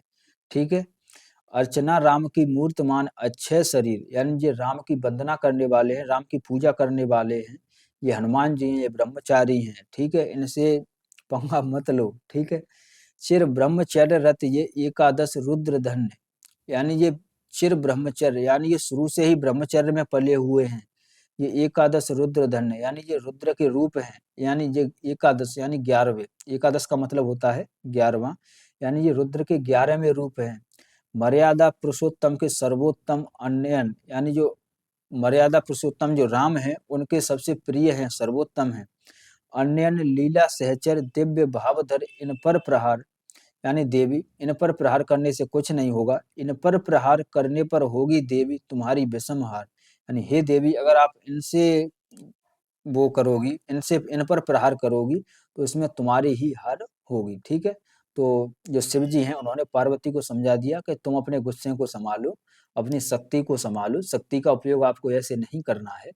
ऐसा पहले सामने देख लो कि सामने है कौन, वो हनुमान जी हैं जो अभी तक ब्रह्मचारी हैं, यानी शुरू से ही ब्रह्मचारी हैं, रुद्र के रूप हैं 11वें, उनकी भी शक्ति कम नहीं है। ठीक है, तो उन्हें उनसे पहले शांति से काम लो। तो फिर विद्या का ले आश्रय इस मन को दो प्रबोध, झुक जाएगा कब निश्चय होगा दूर रोध, यानी आप दिमाग से काम लो, विद्या का ले आश्रय यानी आप बुद्धि से काम लो, इस मन को दो प्रबोध यानी मन से सोचो, यानी मन से चेतना से सोचो, झुक जाएगा कब, यानी इससे ये जो बानर है ये आराम से मान जाएगा, बुद्धि से इसे समझा दो, ये ज्यादा दिमाग नहीं लगाता, निश्चित होगा दूर रोध, यानी ये निश्चित जो आया है इसी मान के चला जाएगा। ठीक, नेक्स्ट है कह हुए मौन शिव पतन तनय में भर बस विस्मय, यानी ये कहते हुए शिव है वो वैसे ही चुप हो गए हैं। ठीक, सहसा नभ से अंजना रूप हुआ उदय, और जैसे ही शिव चुप हो गए वैसे ही पार्वती ने क्या किया है कि सहसा नभ से अंजना रूप हुआ उदय, और सहसा यानी अचानक से जो नभ यानी आकाश में अंजना रूप, यानी जो हनुमान जी की माता जी हैं अंजना, उनका एकदम से उदय होता है, यानी एकदम से वो प्रकट हो जाती हैं हनुमान जी के सामने। बोलनी माता यानी जो अंजना है वो बोलती हैं हनुमान जी से कि तुमने रवि को जब लिया निगल तब नहीं बोध था तुम्हें, यानी हे हनुमान जी जब तुमने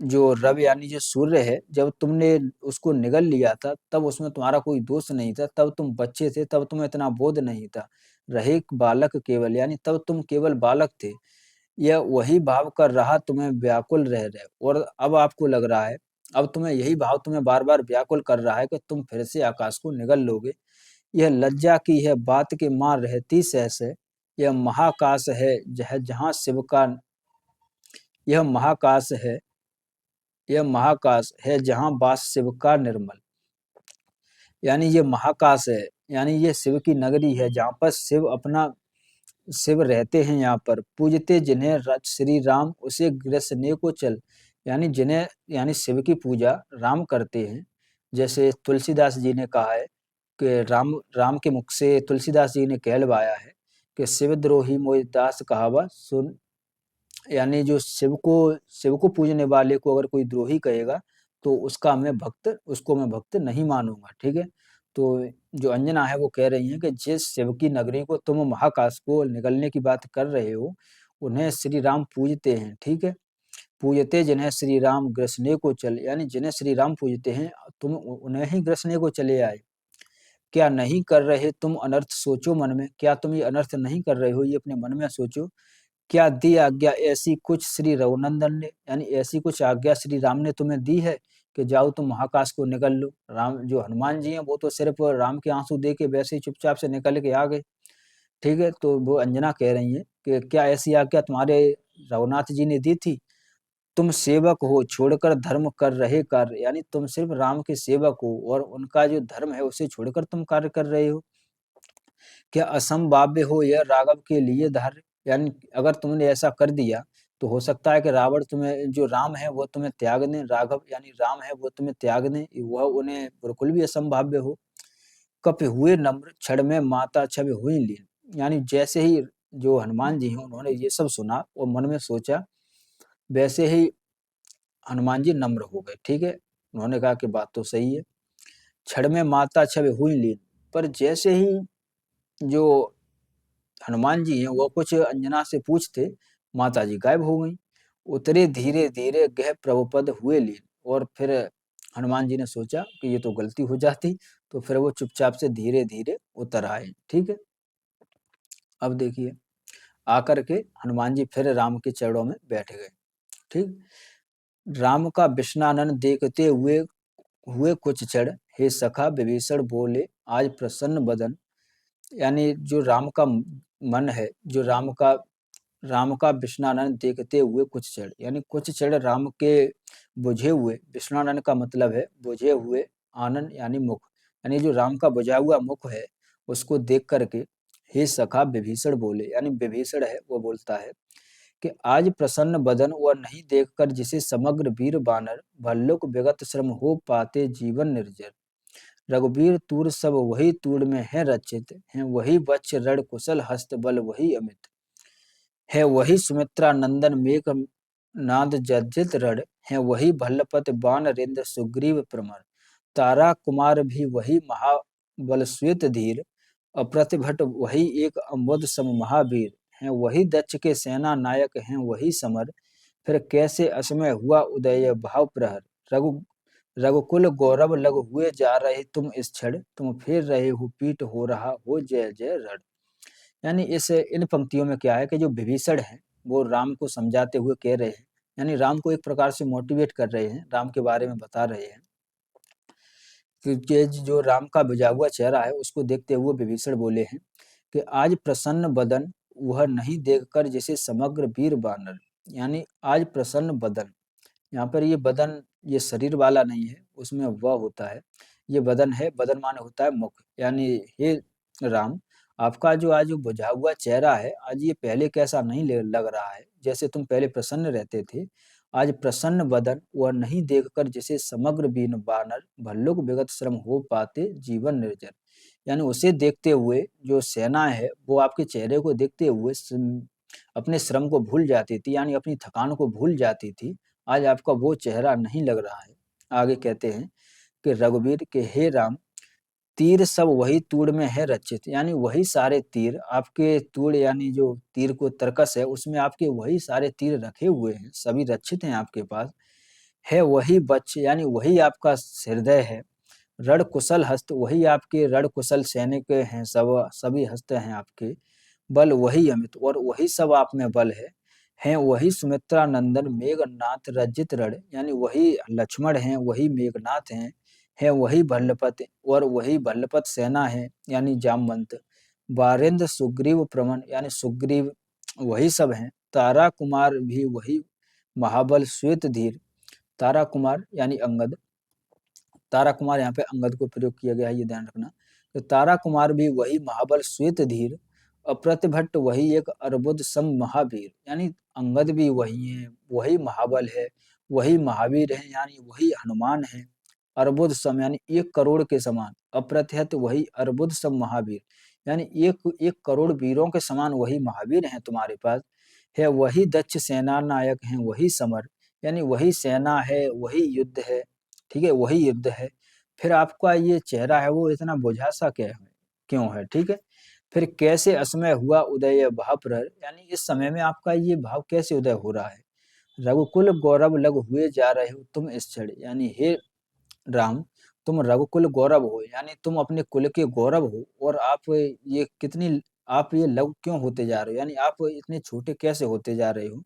तुम फेर रहे हो पीठ हो रहा हो जब जय रण, यानी तुम इस समय पीठ फेर रहे हो जब रण की जय होने वाली है, यानी हम जब युद्ध जीतने वाले हैं। ठीक, आगे फिर कहते हैं सुग्रीव, वो विभीषण है, आगे कहते हैं कि कितना श्रम हुआ व्यर्थ आया जब मिलन समय, तुम खींच रहे हो हस्त जानकी से निर्दय। दोस्तों ये पंक्तियां मोस्ट इंपोर्टेंट है, अभी आप ध्यान रखना कि कितना श्रम हुआ व्यर्थ आया जब मिलन समय, तुम खींच रहे हो हस्त जानकी से निर्दय, यानी इतना श्रम कर दिया, इतना श्रम, इतना युद्ध हमने लड़ा, इतना ये हमने पुल बनाया, ये सब किया, इतना सब श्रम सब व्यर्थ ही तो जाएगा, और तुम अब जो युद्ध से अपना हाथ खींच रहे हो, यानी तुम खींच रहे हो हस्त जानकी से निर्दय, यानी हे राम तुम जानकी यानी सीता से अपना हाथ खींच रहे हो, तुम्हें उनका बचाव करना चाहिए और तुम इस समय पीछे हट रहे हो।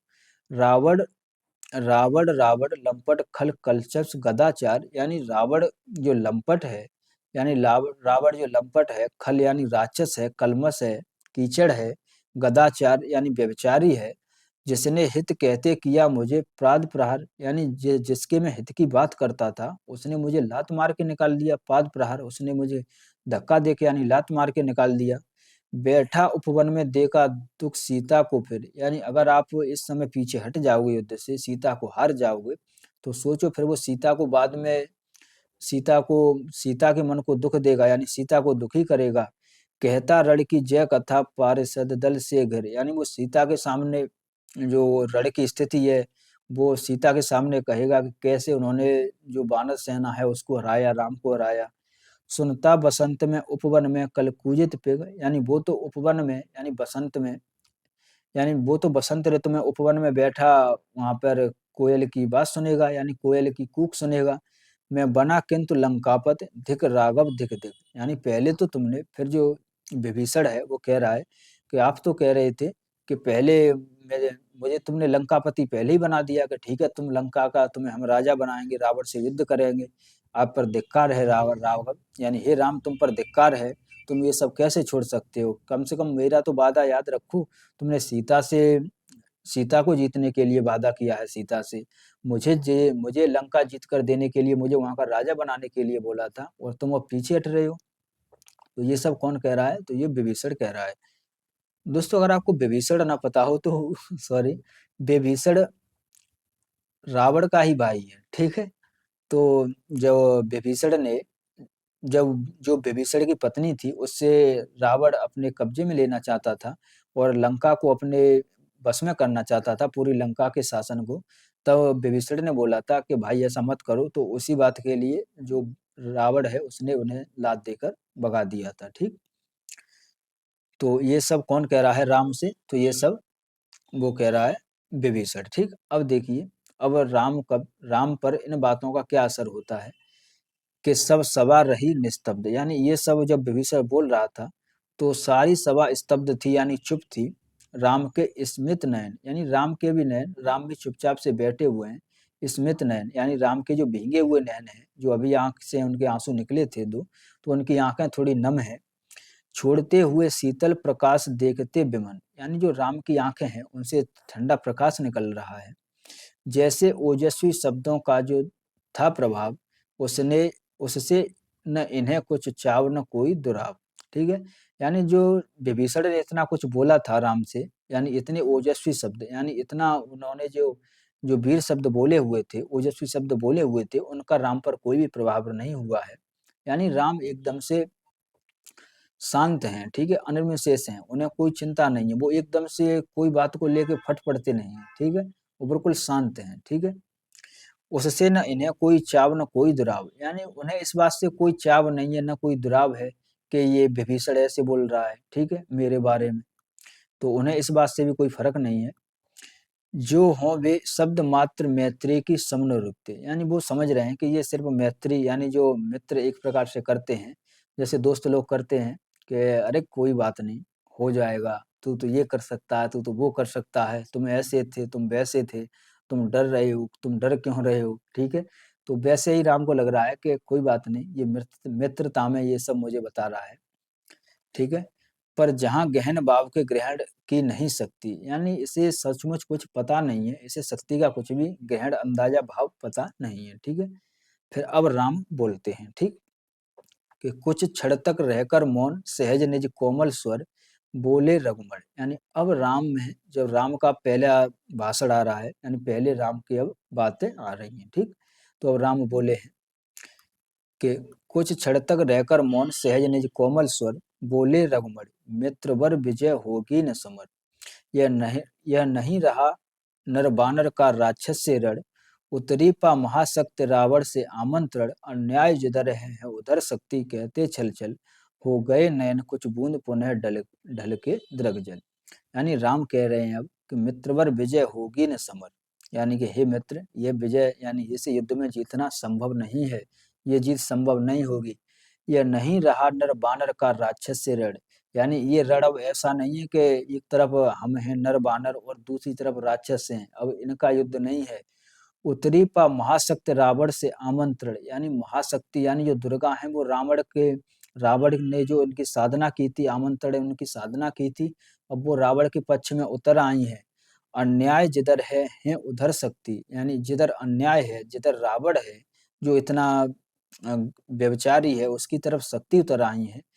कहते छल छल हो गए नैन, कुछ बूंद पुनः ढलके द्रगजल, यानी इस बात को कहते हुए राम की आंखों से फिर से आंसू ढुलक गए हैं। ठीक है।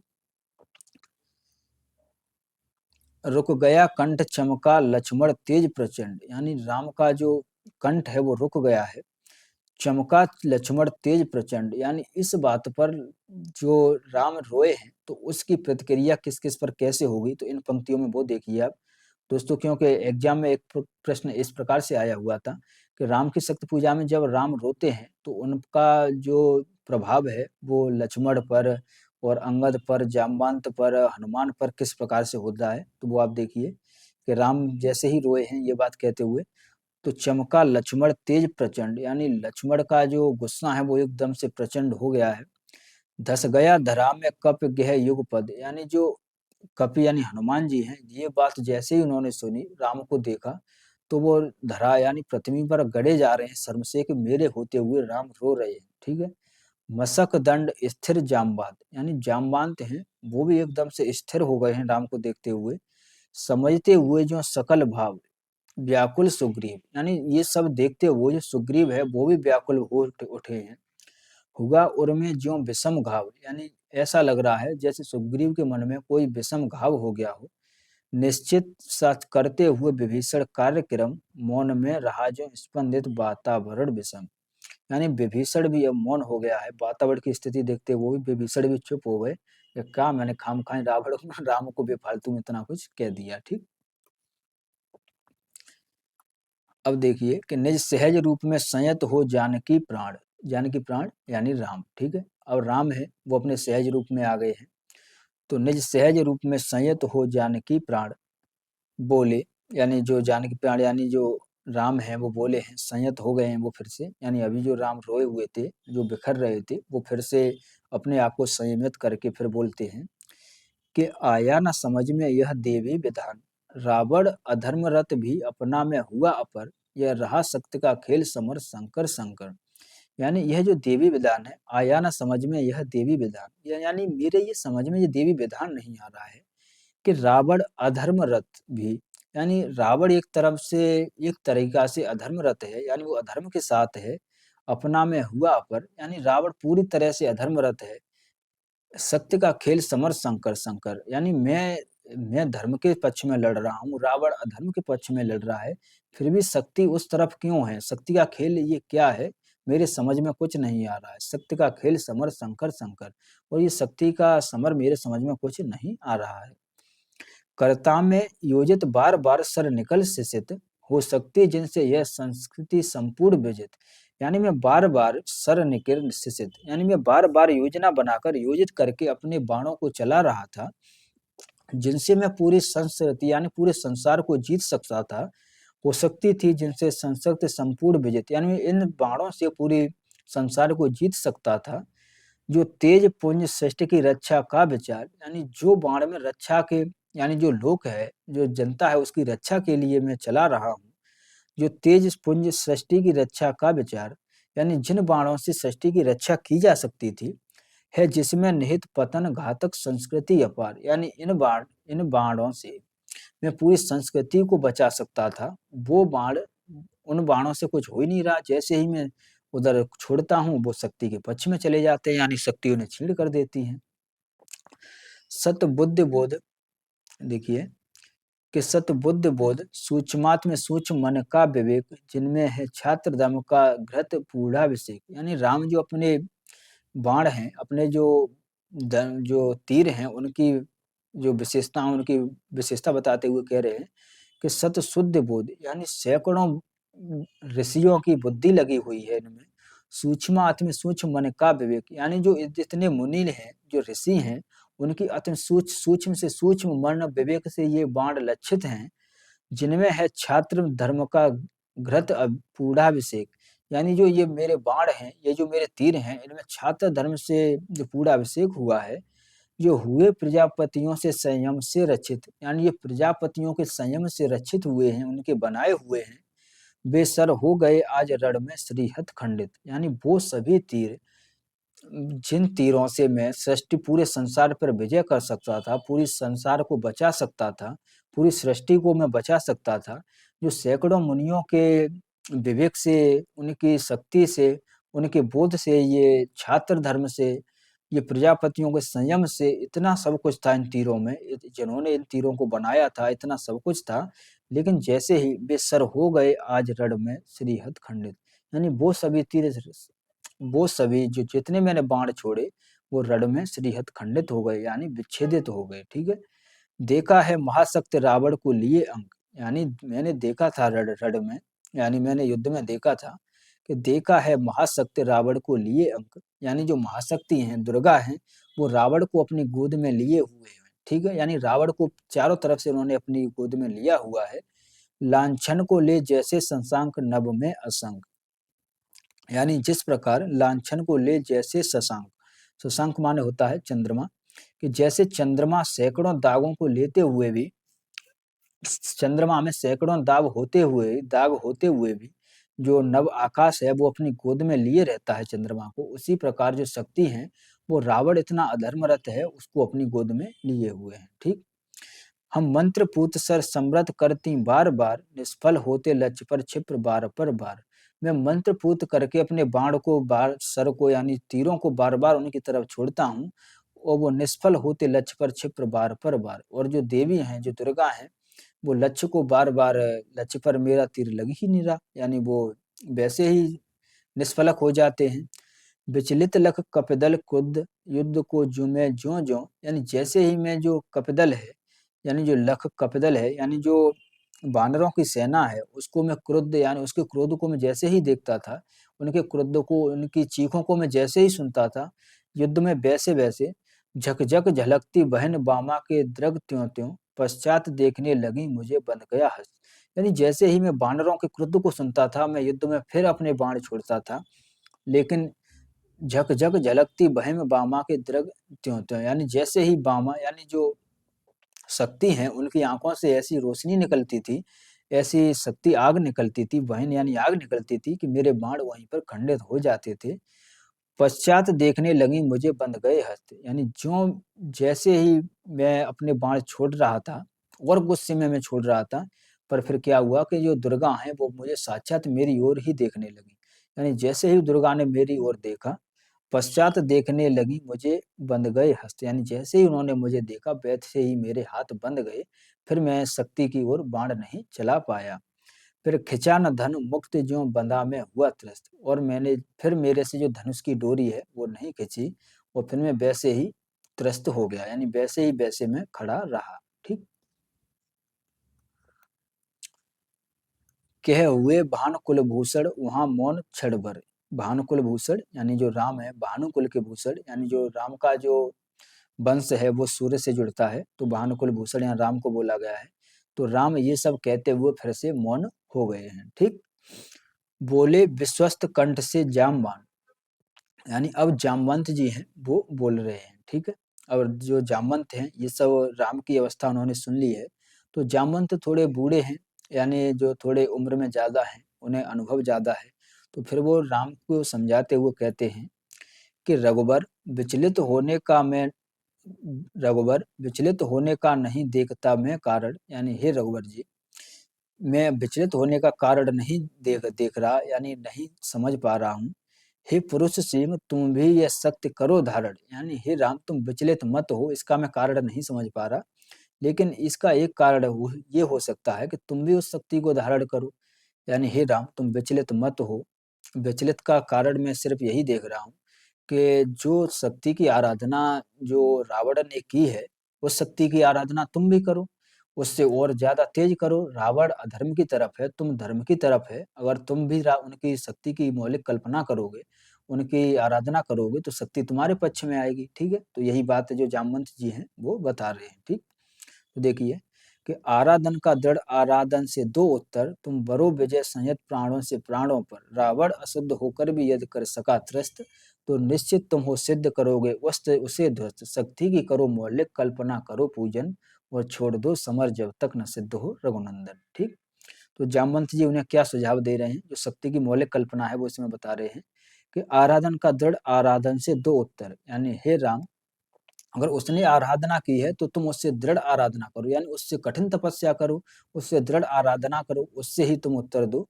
तुम बरो विजय संयत प्राणों से प्राणों पर, यानी तुम विजय पाओ उस पे, उसके प्राणों से अपने प्राणों को लगा दो, तब तो शक्ति मानेंगी।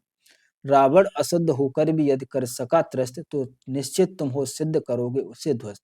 यानी अगर रावण अशुद्ध होकर भी अगर शक्ति की आराधना, शक्ति को अपने पक्ष में ले सकता है, तो तुम तो सिद्ध हो, तुम तो धर्म के पक्ष में चल रहे हो, तो तुम उसे निश्चित ही ध्वस्त कर दोगे, उसकी सेवा को। ठीक, शक्ति की करो मौलिक कल्पना, करो पूजन, छोड़ दो समर जब तक न सिद्ध हो रघुनंदन।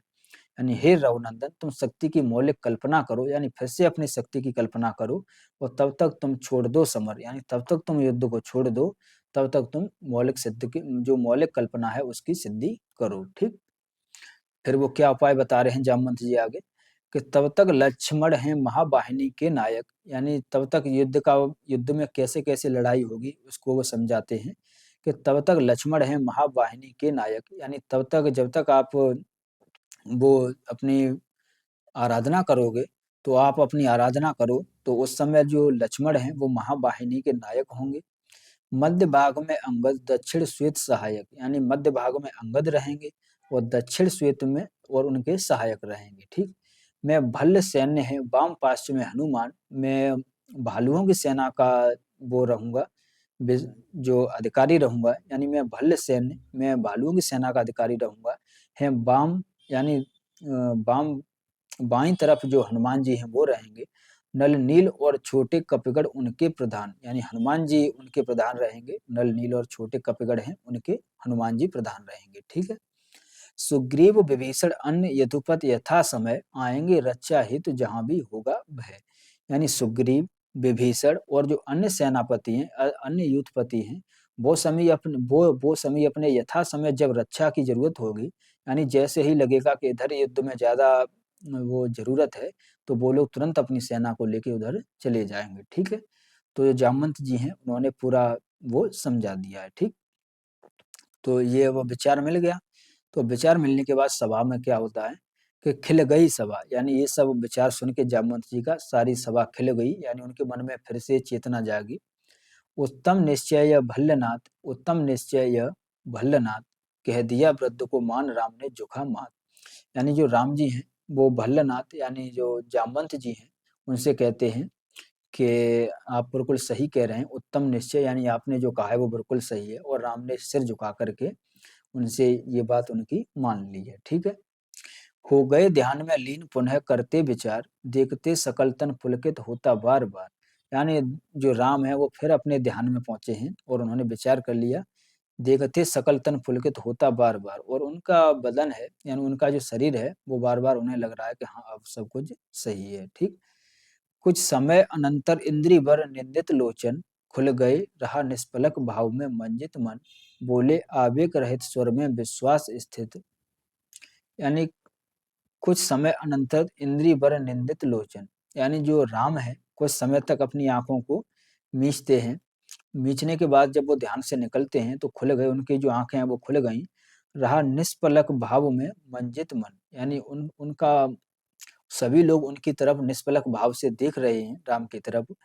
बोले आवेग रहित स्वर में विश्वास स्थित, यानी वो जो राम जी हैं, राम जी फिर उनकी तरफ बिना आवेग, उनकी आवाज में कोई भी आवेग नहीं है, और एकदम से संयम की अवस्था में राम फिर बोलते हैं कि माते 10 भुजा विश्व ज्योति में हूँ आश्रित। यानी जो माता की जो 10 भुजाएं हैं, अब यहाँ पर वो अपनी शक्ति करेंगे, तो उस शक्ति की कल्पना वो कैसे करेंगे या उनकी आराधना कैसे करेंगे राम, तो उसको इन पंक्तियों में बता रहे हैं कि माते 10 भुजा विश्व ज्योति में हूँ आश्रित, यानी हे माता, मैं आपकी जो 10 भुजाएं हैं, विश्व ज्योति हैं, अब मैं उनकी आराधना करूंगा, यानी मैं दुर्गा की आराधना करूंगा। हो विद्य शक्ति से है खल महिषासुर मंदित, जन रंजन चरण कमल तर धन्य सिंह गर्जित, यह है मेरा प्रतीक प्रातः समझना इंगित। यानी हे माता, ये 10 दिशाएं हैं, इन्हें मैं आपकी भुजाएं मानूंगा, और जो आपकी ज्योति है मैं इसी के आश्रित से आपकी सेवा करूंगा, यानी आपकी आराधना करूंगा। हो विद्युत शक्ति से है खल महिषासुर मंदित, यानी जो मेरे मन में जो नहीं, जो शक्ति के साथ जो महिषासुर है, यानी जो राक्षस जो शक्ति के साथ चलता है, जिस पर जो दुर्गा जी हैं वो अपना पैर रखे हुए चलती हैं, तो जन रंजन चरण कमल तल धन्य है गर्जित। यानी मैं भी आपकी शक्ति को धारण करूंगा, यानी आपकी शक्ति की कल्पना करूंगा, जिससे जिस प्रकार आपने जो महिषासुर यानी जो आपने खल यानी राक्षस को मारा है, उसी प्रकार मैं भी आपके शेर की समय जो आपका धन्य सिंह गर्जित, यानी जिस प्रकार आपका शेर जो शेर है उसकी शक्ति सिर्फ किसी के बचाव में उठती है, उसी प्रकार मैं भी जन रंजन चरण कमल तल, यानी उसी प्रकार मैं भी शक्ति का उपयोग करूंगा। यह है मेरा प्रतीक मातः समझा इंगित, मैं सिंह इसी भाव से करूंगा अभिनंदित। यानी मैं इसी भाव से आपकी सेवा करूंगा, यानी आपकी आराधना करूंगा। ठीक। कुछ समय तक स्तब्ध हो रहे राम छवि में निगमग्न, फिर खोले पलक कमल ज्योतिर्दल ध्यान लग्न। यानी कुछ समय तक राम फिर स्तब्ध होते हैं, यानी फिर सोचते हैं और फिर अपने ध्यान में लग जाते हैं निमग्न, और फिर धीरे से अपने पलक खोलते हैं। मैं देख रहे मंत्री सेनापति वीरासन, बैठे उमड़ते हुए राघव का स्मित आनंद। यानी सभी जो उनके सामने बैठे हुए हैं मंत्री सेनापति वीरासन, बैठे उमड़े हुए राघव को स्मित आनंद, और सभी लोग जो राम के स्मित आनंद यानी जो राम के चेहरे पर हल्की सी थोड़ी मुस्कुराहट आई है उसको वो देख रहे हैं। ठीक है। बोले भाव स्थित चंद्रमुख निंदित रामचंद्र, यानी फिर चंद्रमुख यानी चंद्रमा के मुख के समान जो रामचंद्र जी हैं वो बोल रहे हैं कि प्राणों में पावन कंपन भर स्वर में मेघ मंद्र, देखो बंदवर सामने स्थिर है वो भूधर। यानी अब राम समझाते हैं कि मैं किस किस को किसका प्रतीक मानूंगा। ठीक है। तो समझाते हैं कि देखो बंदवर सामने स्थिर है वो भूधर, यानी हे सखाओ देखो जो सामने भूधर है यानी पहाड़ है वो स्थित है। शोभित सत हरित गल्म तृण से श्यामल सुंदर, पार्वती कल्पना है इसकी मकरंद बिंदु, गरजता चरण प्रांत का सिंह व नहीं सिंधु। यानी इस सब को मैं जो सामने पहाड़ है इसी की उपासना करके मैं जो आराधना है वो देवी की आराधना करूंगा, यानी पार्वती की कल्पना को मैं इसी रूप में देखूंगा जैसे ये पार्वती हैं। ठीक है। यानी पर्वत को उन्होंने पार्वती के रूप में माना है। ठीक है। पार्वती कल्पना है इसकी मकरंद बिंदु, गरजता चरण प्रांत पर सिंह व नहीं सिंधु। यानी जो पार्वती का जो सिंह है यानी जो शेर है वो जिस प्रकार से गरजता है उस प्रकार से जो पीछे प्रांत में जो सिंध यानी सागर जो गरज रहा है इसको हम शेर का प्रतीक मानेंगे। ठीक है। यानी सागर को क्या माना है तो शेर का प्रतीक माना है। दस दिक समस्त हैं हस्त और देखो ऊपर, यानी जो दसों दिशाएं हैं, दस दिक समस्त हैं हस्त, यानी जो दसों दिशाएं हैं इनको हम जो दुर्गा के तो 10 हाथ माने जाते हैं, तो इन सबको मैं दुर्गा जी के हाथ मानूंगा दसों दिशाओं को। और देखो ऊपर अंबर में हुए दिगंबर अर्चित शशि शेखर, और जो ऊपर दिगंबर में यानी आकाश में ऊपर जो शशि शेखर यानी चंद्रमा है, वह उन जो चंद्रमा है जो शिव जी के सिर पर धारण है तो उसको मैं शिव जी मानूंगा। ठीक है। लख महाभाव मंगल पदतल धस गया गर्व, मानव के मन का असुर मंद्र हो रहा खर्व। यानी जो मेरे मन में जो असुर यानी जो लख महाभाव मंगल पदतल धस रहा गर्व, यानी जो मेरे मन में जो मैं देख रहा हूँ कि मेरे मन के अंदर जो गर्व का भाव है वो बढ़ रहा है, तो उसको मैं असुर का रूप मानूंगा और उसे मैं धीरे धीरे उसका खर्व करूंगा, यानी उसे खत्म करूंगा अपने गर्व को। फिर मधुर दृष्टि से प्रिय कप को खींचते हुए बोले प्रियतर स्वर में अनंतर सींचते हुए, चाहिए हमें 108 कप इंद्री भर। यानी फिर उन्होंने क्या कहा राम ने कि बोले प्रियतर स्वर में अनंतर सींचते हुए, यानी फिर जो राम जी हैं बोले प्रियतर स्वर में अंतर खींचते हुए, यानी राम जी हनुमान जी को खींचते हुए बोलते हैं। फिर मधुर दृष्टि से प्रिय कवि को खींचते हुए, यानी राम है वो हनुमान जी को इशारे से बुलाते हैं कि आइए, और कहते हैं उन्हें कि चाहिए हमें 108 कप इंद्री भर, यानी हे महावीर यानी हे हनुमान जी हमें 108 इंद्री भर चाहिए, यानी कमल के फूल चाहिए। इंद्री भर यानी कमल के फूल चाहिए। कम से कम अधिक और हों अधिक और सुंदर, यानी कम से कम 108 हों, अधिक हों तो भी कोई बात नहीं, और अधिक हों सुंदर और सुंदर हों। जाओ देवी दह उस काल होते सत्वर, यानी तुम सुबह होते ही देवी दह जाओ। देवी दह वह माना जाता है जहाँ पर देवी दह एक उपवन है, जो योगियों का उपवन माना जाता है, तो वहीं से वो फूल लाने के लिए कहते हैं। ठीक है। उस काल होते सत्वर, यानी सुबह होते ही सत्वर जल्दी से जाओ। तोड़ो लाओ वे कमल लौट कर लड़ो समर, और जल्दी से वो कमल के फूल तोड़ करके मुझे दे जाओ, और फिर जा करके आप तुम वापस से युद्ध लड़ो। ठीक। अवगत हो जाम्बवान से पथ दूरत्व स्थान, प्रभु भज रज सिर धर चले हर्ष पर हनुमान। यानी जामवान और उन सबको देखते हुए, और उन सब की तरफ देखते हुए, जो प्रभुपद रज सिरधर चले हर्ष भर हनुमान, यानी जो प्रभुपद रज, यानी जो राम के चरणों की जो धूल है उसको अपने सिर पर मलते हुए, यानी सिर पर धारण करते हुए हनुमान जी खुशी से यानी हर्ष से फूल लेने के लिए चले गए। राघव ने विदा किया सबको जानकर समय, सब चले सदैव राम की सोचते हुए विजय। यानी राम ने फिर सब लोगों को जाने की आज्ञा दी कि ठीक है अब जाइए, आप थोड़ा विश्राम कीजिए, और सभी लोग इस भाव से जा रहे हैं जैसे राम की अब विजय होगी, ये सबके मन में चल रहा है। निस हुई विगत, यानी निस हुई विगत, यानी जो रात है, निस माने रात, अब रात है वो बीत चुकी है। नभ के ललाट पर प्रथम किरण, यानी नभ यानी आकाश में, उसके आकाश के मुख पर प्रथम किरण यानी ललाट, आकाश के मुख पर जो सुबह की पहली किरण है वो दिखने लगी है। फूटी रघुनंदन के दृग महिमा ज्योति हिरण, और जिस प्रकार सुबह की ललाट में यानी आकाश में सुबह की किरण दिख रही है, उसी प्रकार राम के मन में भी ज्योति खिल रही है। ठीक। आगे देखिए दोस्तों, मैं उम्मीद कर रहा हूँ कि शायद आपको ये कविता समझ आ रही होगी। थोड़ी ये कविता कठिन है, लेकिन अगर आप समझोगे तो ये बहुत अच्छी कविता है। अगर आपके समझ आ रही हो तो दोस्तों मुझे तो ये बहुत प्रिय कविता लगती है, और बहुत अच्छी कविता लगती है।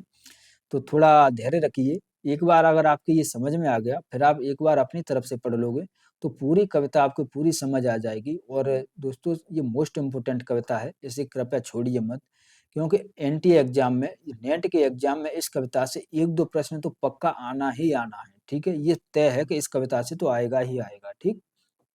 तो आगे देखिए अब, कि है नहीं सरासन आज हस्त तुरीड स्कंद, यानी सरासन, यानी जो आज का दिन है जब राम है आज जो युद्ध लड़ने के लिए नहीं जा रहे हैं, है नहीं सरासन, यानी आज उनके हाथों में जो सर यानी बाणों का जो बीड़ा है वो नहीं है। तुरीड़ स्कंद, और उनके कंधे पर जो तीर रखते हैं उसका तुड़ीर भी नहीं है। वह नहीं सोहता निविड़ जटा जड़ मुकुट बंद, और आज आज उन्होंने अपनी जो जटाएं हैं, अपनी बालों को भी नहीं बांधा हुआ है, उन्होंने भी वे खोले हुए हैं। सुन पड़ता सिंहनाद रण कोलाहल अपार, यानी और उन्हें ऐसा लग रहा है सिंहनाद, यानी उन्हें जो युद्ध का रण का जो कोलाहल है वो सुनाई दे रहा है। उमड़ता नहीं मन स्तब्ध सुधी है ध्यान धार, यानी उनका मन उमड़ नहीं रहा है, राम का मन है वो उमड़ नहीं रहा है, वो स्तब्ध हैं और अपने ध्यान में लीन होते जा रहे हैं। ठीक है। पूजो उपरांत जपते दुर्गा 10 बुझा नाम, और वो जो दुर्गा की पूजा है यानी दुर्गा के जप में, उनके नाम के जप में लग गए हैं। मन करते हुए मनन नामों के गुण ग्राम, यानी जो दुर्गे की पूजा, दुर्गा के नामों के गुणगान है, यानी दुर्गा के गुणगान है, यानी दुर्गा की वो आराधना करने लगे हैं। बीता वह दिवस हुआ मन स्थिर इष्ट के चरण, यानी एक दिवस बीत गया है, एक दिन जैसे ही बीता, हुआ मन स्थिर इष्ट के चरण, यानी अब राम का जो ध्यान है वो एकदम से स्थिर हो चुका है, यानी उनके ध्यान में जो देवी हैं या दुर्गा हैं, उनके ध्यान में उनका मन लग गया है उनके चरणों में। ठीक। गहन से गहनतर होने लगा समाधान, समाराधन, यानी वो और उनकी जो आराधना है वो गहन से गहन होती जा रही है। ठीक। फिर आगे है कि क्रम क्रम से हुए पार लाघव के पंच दिवस, यानी क्रम क्रम से राघव के जो 5 दिवस हैं वो पूरे होते जा रहे हैं। चक्र से चक्र मन बढ़ता गया ऊर्ध्व निर्लस, यानी दोस्तों एक बात ध्यान रखना, अगर आपने आदि काल में जो सिद्धों की जो साधना पद्धति है वही साधना पद्धति यहाँ पर होती है। तो देखिए कि चक्र से चक्र मन बढ़ता गया ऊर्ध्व निर्लस, यानी चक्र से चक्र बढ़ते जा रहे हैं। कर जब पूरा कर एक चढ़ाते इंद्रिय भर, यानी वो जैसे ही एक जब पूरा होता है वैसे ही एक फूल चढ़ाते हैं। निज पुनश्चरण इस भांत रहे हैं पूरा कर, यानी इस तरीका से जो राम है वो अपने आराधना कर रहे हैं।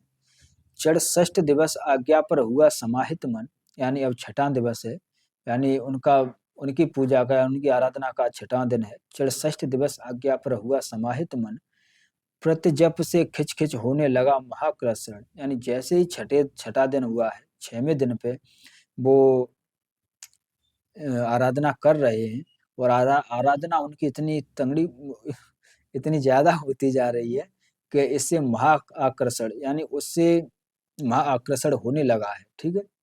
संचित संचित त्रिकुटी पर ध्यान द्विग्ल देवी पद पर, यानी उनका जो ध्यान मग्न है त्रिकुटी, संचित त्रिकुटी, यानी त्रिकुटी दोस्तों यहाँ पे बोलते हैं जो भुवन के बीच में यहाँ पर जो स्थान होता है इसे त्रिकुटी बोलते हैं।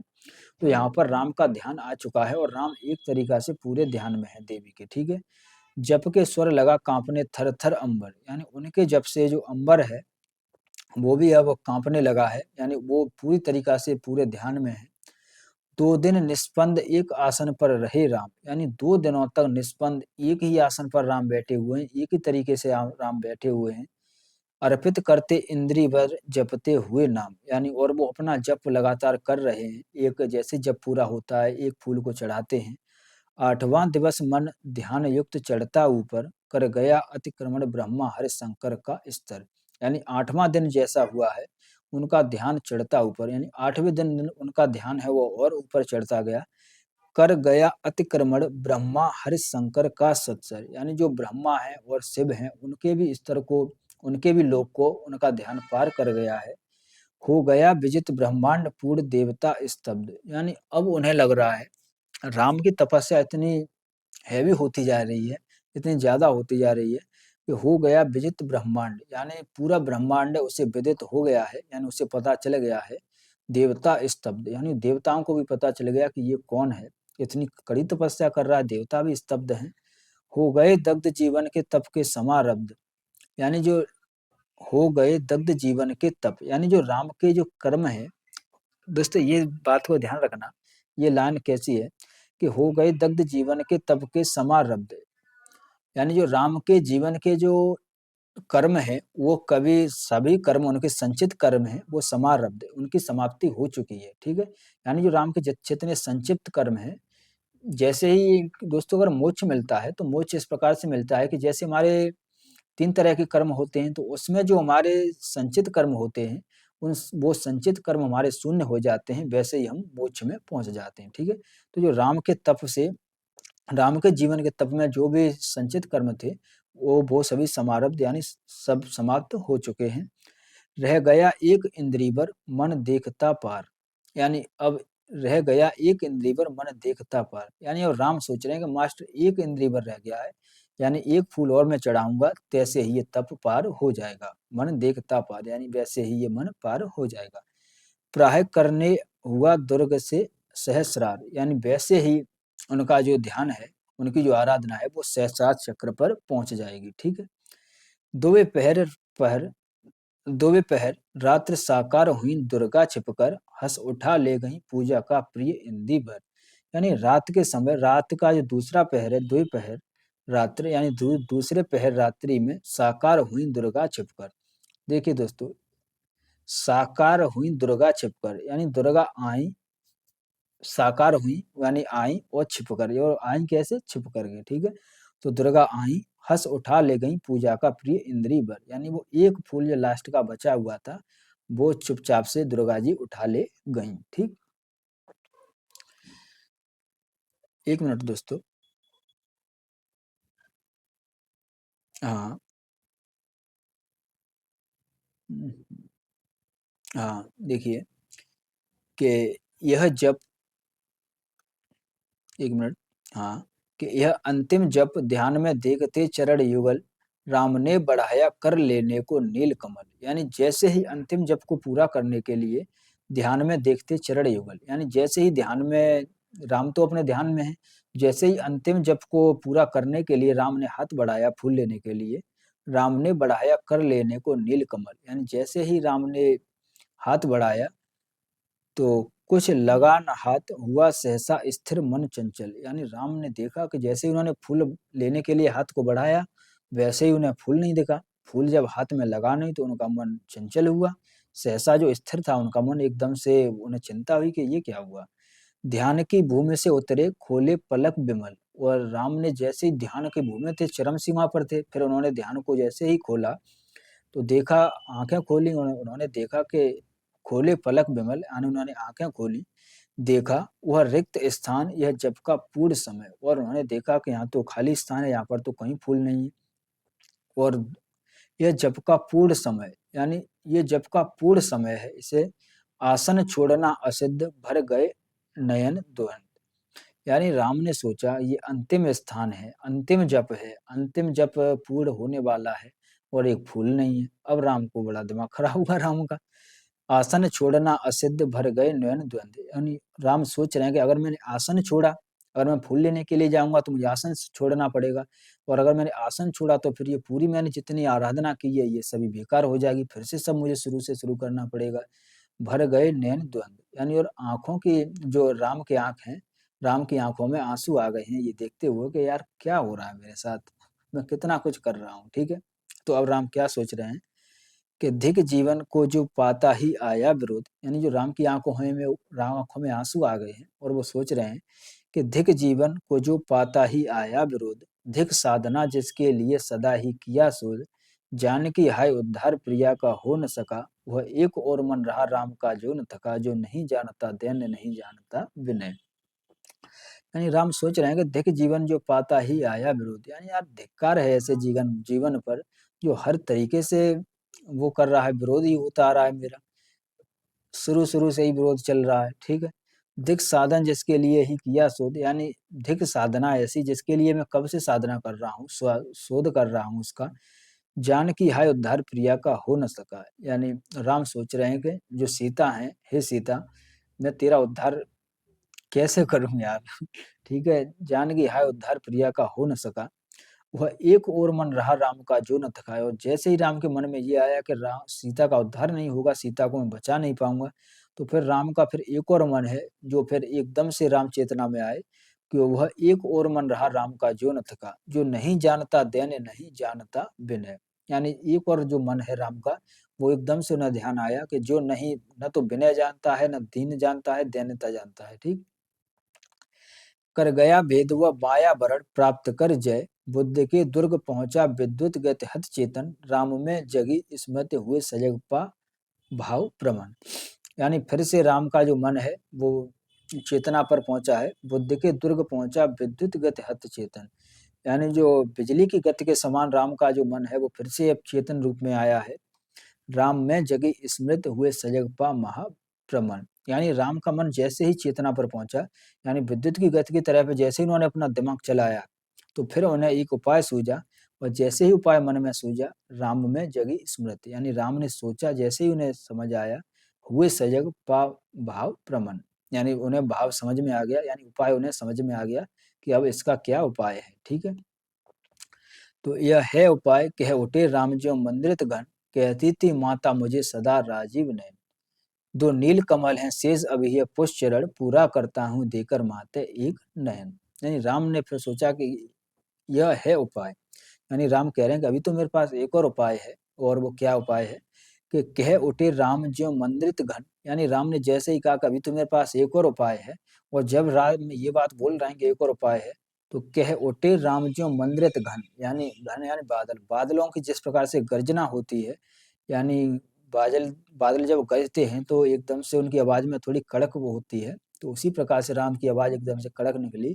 तो कोई बात नहीं, एक फूल गायब है, अभी तो मेरे पास दो फूल है, दो नील कमल हैं शेष अभी ये पुष्प चरण, अभी तो मैं नहीं, कहती थी माता मुझे सदा राजीव नयन। यानी बचपन में राम ने सोचा कि मेरी माता मुझे राजीव नयन बोलती थी, यानी कमल के समान मेरी आंखों को बोलती थी कि मेरी आंखें कमल के समान है। दो नील कमल हैं शेष अभी ये पुष्प चरण, पूरा करता हूँ देकर माते एक नयन। यानी अभी तो मेरे पास दो नील कमल हैं, यानी दो कमल के फूल हैं अभी तो मेरे पास, दो मेरी आंखें हैं, इनमें से एक आंख को मैं चढ़ा दूंगा, मेरी आराधना पूरी हो जाएगी। ठीक है, कहकर देखा तुरीड़ ब्रह्म सर रहा झलक, ले लिया हस्त लक लक करता हुआ महाफलक। ठीक है, जैसे ही रावण ने ये सब सोचा, तुरंत उन्होंने अपना तुरीर उठाया यानी जो तुड़ीर होता है जिससे युद्ध लड़ते हैं, चाकू के समान होता है, कि तुड़ीर उन्होंने उठाया जो एकदम से झलक रहा था, ले लिया हस्त लक लक करता हुआ महाफलक, यानी वो चमकता हुआ उन्होंने हाथ में ले लिया। ले अस्त्र बाम पर दक्षिण कर दक्षिण लोचन, ले अर्पित करने को उद्यत हो गए सुमन, यानी ले अस्त्र बाम पर, यानी हाथ में लेते हुए वो अस्त्र उन्होंने दक्षिण कर दक्षिण लोचन, उन्होंने आंख को, जो दाहिनी आंख है उसको बाएं हाथ से उन्होंने अस्त्र पकड़ लिया। ले अस्त्र बाम पर, यानी बाएं हाथ से उन्होंने अस्त्र को पकड़ा, और दक्षिण कर दक्षिण लोचन, और उन्होंने दाएं में हाथ से दाहिनी आंख को पकड़ लिया। ले अर्पित करने को उद्यत हो गए सुमन, और जो सुमन यानी सही मन से, यानी अच्छे मन से, और राम ने अपनी एक आंख को अपनी आराधना में चढ़ाने के लिए, उद्यत करने के लिए, अर्पित करने के लिए तैयार हो गए। ठीक है। जिस जड़ बन गया वेदने को दृढ़ निश्चय, यानी जिस प्रकार से राम का जो मन है वो दृढ़ निश्चय हो चुका पूरा, कि जिस क्षण बन गया वेदने को दृढ़ निश्चय, कांपा ब्रह्मांड हुआ देवी का तुरंत उदय, साधु साधु साधक धीर धन धन्य राम, कह लिया भगवती ने राघव का हस्त थाम।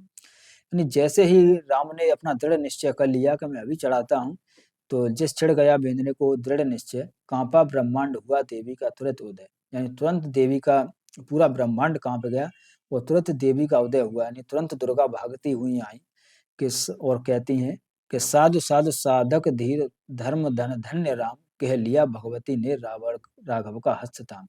यानी जो देवी हैं, यानी जो दुर्गा है, वो कहती है कि साधु साधु साधक धीर, यानी हे राम रुको रुको शांति खाओ भाई, कह लिया भगवती ने राघव का हस्त थाम, और उन्होंने जो राम है उनका हाथ थाम लिया।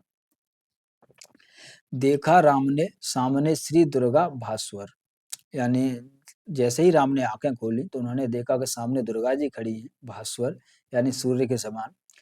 वामपद असुर स्कंद पर रहा दक्षिण हरे पर, यानी उनका जो बायां पैर है वो असुर स्कंद, यानी जो उनका एक पैर है जो राक्षस पर रहता है, जो स्कंद पर है, जो स्कंद असुर है, एक वाम पद उनका उस पर रहता है, तो उस पर पैर रखे हुए हैं, और दक्षिण पद उनका एक हरे, और उनका जो दक्षिण पद है, यानी एक पैर उनका असुर स्कंद है उस पर है, और दूसरा पैर हरे यानी सिंह, हरे माने होता है सिंह यानी शेर। ठीक है। तो एक पैर उनका शेर पर है। ठीक। ज्योतिर्मय रूप हस्त दस विविध अस्त्र सज्जित, यानी उनका रूप ज्योतिर्मय है, उनकी रूप से ज्योति निकल रही है, और हस्त दस विविध, और उनके दसों दिशाओं में अस्त्र सज्जित, जो अस्त्र हैं वो सुशोभित हैं। मन स्मित मुख लक हुई विश्व की श्री लज्जित, यानी उनके मन की, उनका मन है, यानी उनका जो मुख है वो मंद्रित है, और साथ में वो हंस भी रही हैं। लक हुई विश्व की श्री लज्जित, और जो श्री विश्व की देवी हैं, यानी जो दुर्गा हैं, वो थोड़ी सी लज्जित हुई हैं। दक्षिण में लक्ष्मी सरस्वती वाम भाग में, और उनके जो दुर्गा जी हैं उनके साथ में दक्षिण में जो लक्ष्मी है वो आई हैं साथ में, और वाम यानी बाईं तरफ सरस्वती हैं। दक्षिण गणेश कार्तिक बाएं रंगगढ़ राग, और वो दक्षिण में उनके गणेश हैं, कार्तिक आए हुए हैं, बाएं तरफ उनके जो पुत्र हैं कार्तिक हैं, पार्वती के जो पुत्र ही माने जाते हैं गणेश और कार्तिक, ये भी उनके साथ रहते हैं, तो दाएं बाएं ये भी हैं। मस्तक पर शंकर, और उनके माथे पर शंकर भगवान भी हैं। पदम दमों पर श्रद्धा भर, और मस्तक पर शंकर, पदम दमों पर श्रद्धा भर, श्री राघव हुए प्रणत मंद स्वर वंदना कर, यानी जैसे ही राम ने उन्हें देखा तो जो राम है मंद स्वर में यानी धीरे स्वर में उनकी आराधना करते हैं, उनकी वंदना करने लगे। ठीक है। तो जब उन्होंने उनकी वंदना की राम ने, तो फिर जो दुर्गा जी हैं वो कहती हैं कि होगी जय हे पुरुषोत्तम नवीन, के हम माँ शक्ति राम के बदन में हुई लीन। ठीक। तो के हे हे पुरुषोत्तम नवीन, हे राम तुम टेंशन मत लो, तुम्हारी जीत होगी। और कह माँ शक्ति राम के वदन, वदन यानी मुख, यहाँ पे वदन का मतलब मुख है, तो राम के मुख में वो लीन हो गई, यानी राम के पक्ष में आ गई। ठीक है दोस्तों। तो धन्यवाद दोस्तों, आपको ये कविता पाठ कैसा लगा, साथ ही इससे जो जुड़े हुए तथ्य थे उनकी भी हमने बात करी। तो दोस्तों मैं मानता हूँ कि अगर एनटीए में अगर आपने इस प्रकार से कविता को पढ़ लिया, एक बार आप मेरे से पढ़ लीजिए, और एक बार ये आपको पीडीएफ मेरे टेलीग्राम चैनल राधे एकेडमी पर मिल जाएगी, तो वहाँ पर से आप ये पीडीएफ ले लीजिए, और एक बार 100 बार एक बार आप खुद से इसका पाठ करिए तो मैं मानता हूँ कि आपको ये कविता और ज़्यादा अच्छे से समझ आएगी। ठीक है दोस्तों, तो मिलते हैं नेक्स्ट वीडियो में। अब हम नेक्स्ट उनकी जो कविता है कोकरमत्ता, नेक्स्ट वीडियो में उसकी बात करेंगे। तो दोस्तों जैसा कि यूजीसी नेट का अब समय ज़्यादा नहीं है, 9 तारीख को एग्ज़ाम है, तो हमारे पास मात्र 15 दिन बचते हैं शेष। तो इन 15 दिनों ही में ही हमें जल्दी सिलेबस कवर करना है। ठीक है दोस्तों, तो अगर आपने निराला की पहले वाली कविता नहीं देखी है इससे लगी हुई, तो वो वही कविताएं देखिए जिससे पहले मैं सुमित्रानंद पंत की कविताएं करा दी हैं, उनको भी देखिए। दोस्तों आपसे प्लीज़ रिक्वेस्ट है, ज़्यादा से ज़्यादा मेरी वीडियो को शेयर कीजिए और साथ ही मेरे चैनल को सब्सक्राइब कर लीजिए। अगर आपको वीडियो पसंद आई हो तो वीडियो को लाइक करिए और साथ में कमेंट कीजिए। धन्यवाद दोस्तों, मिलते हैं नेक्स्ट वीडियो में।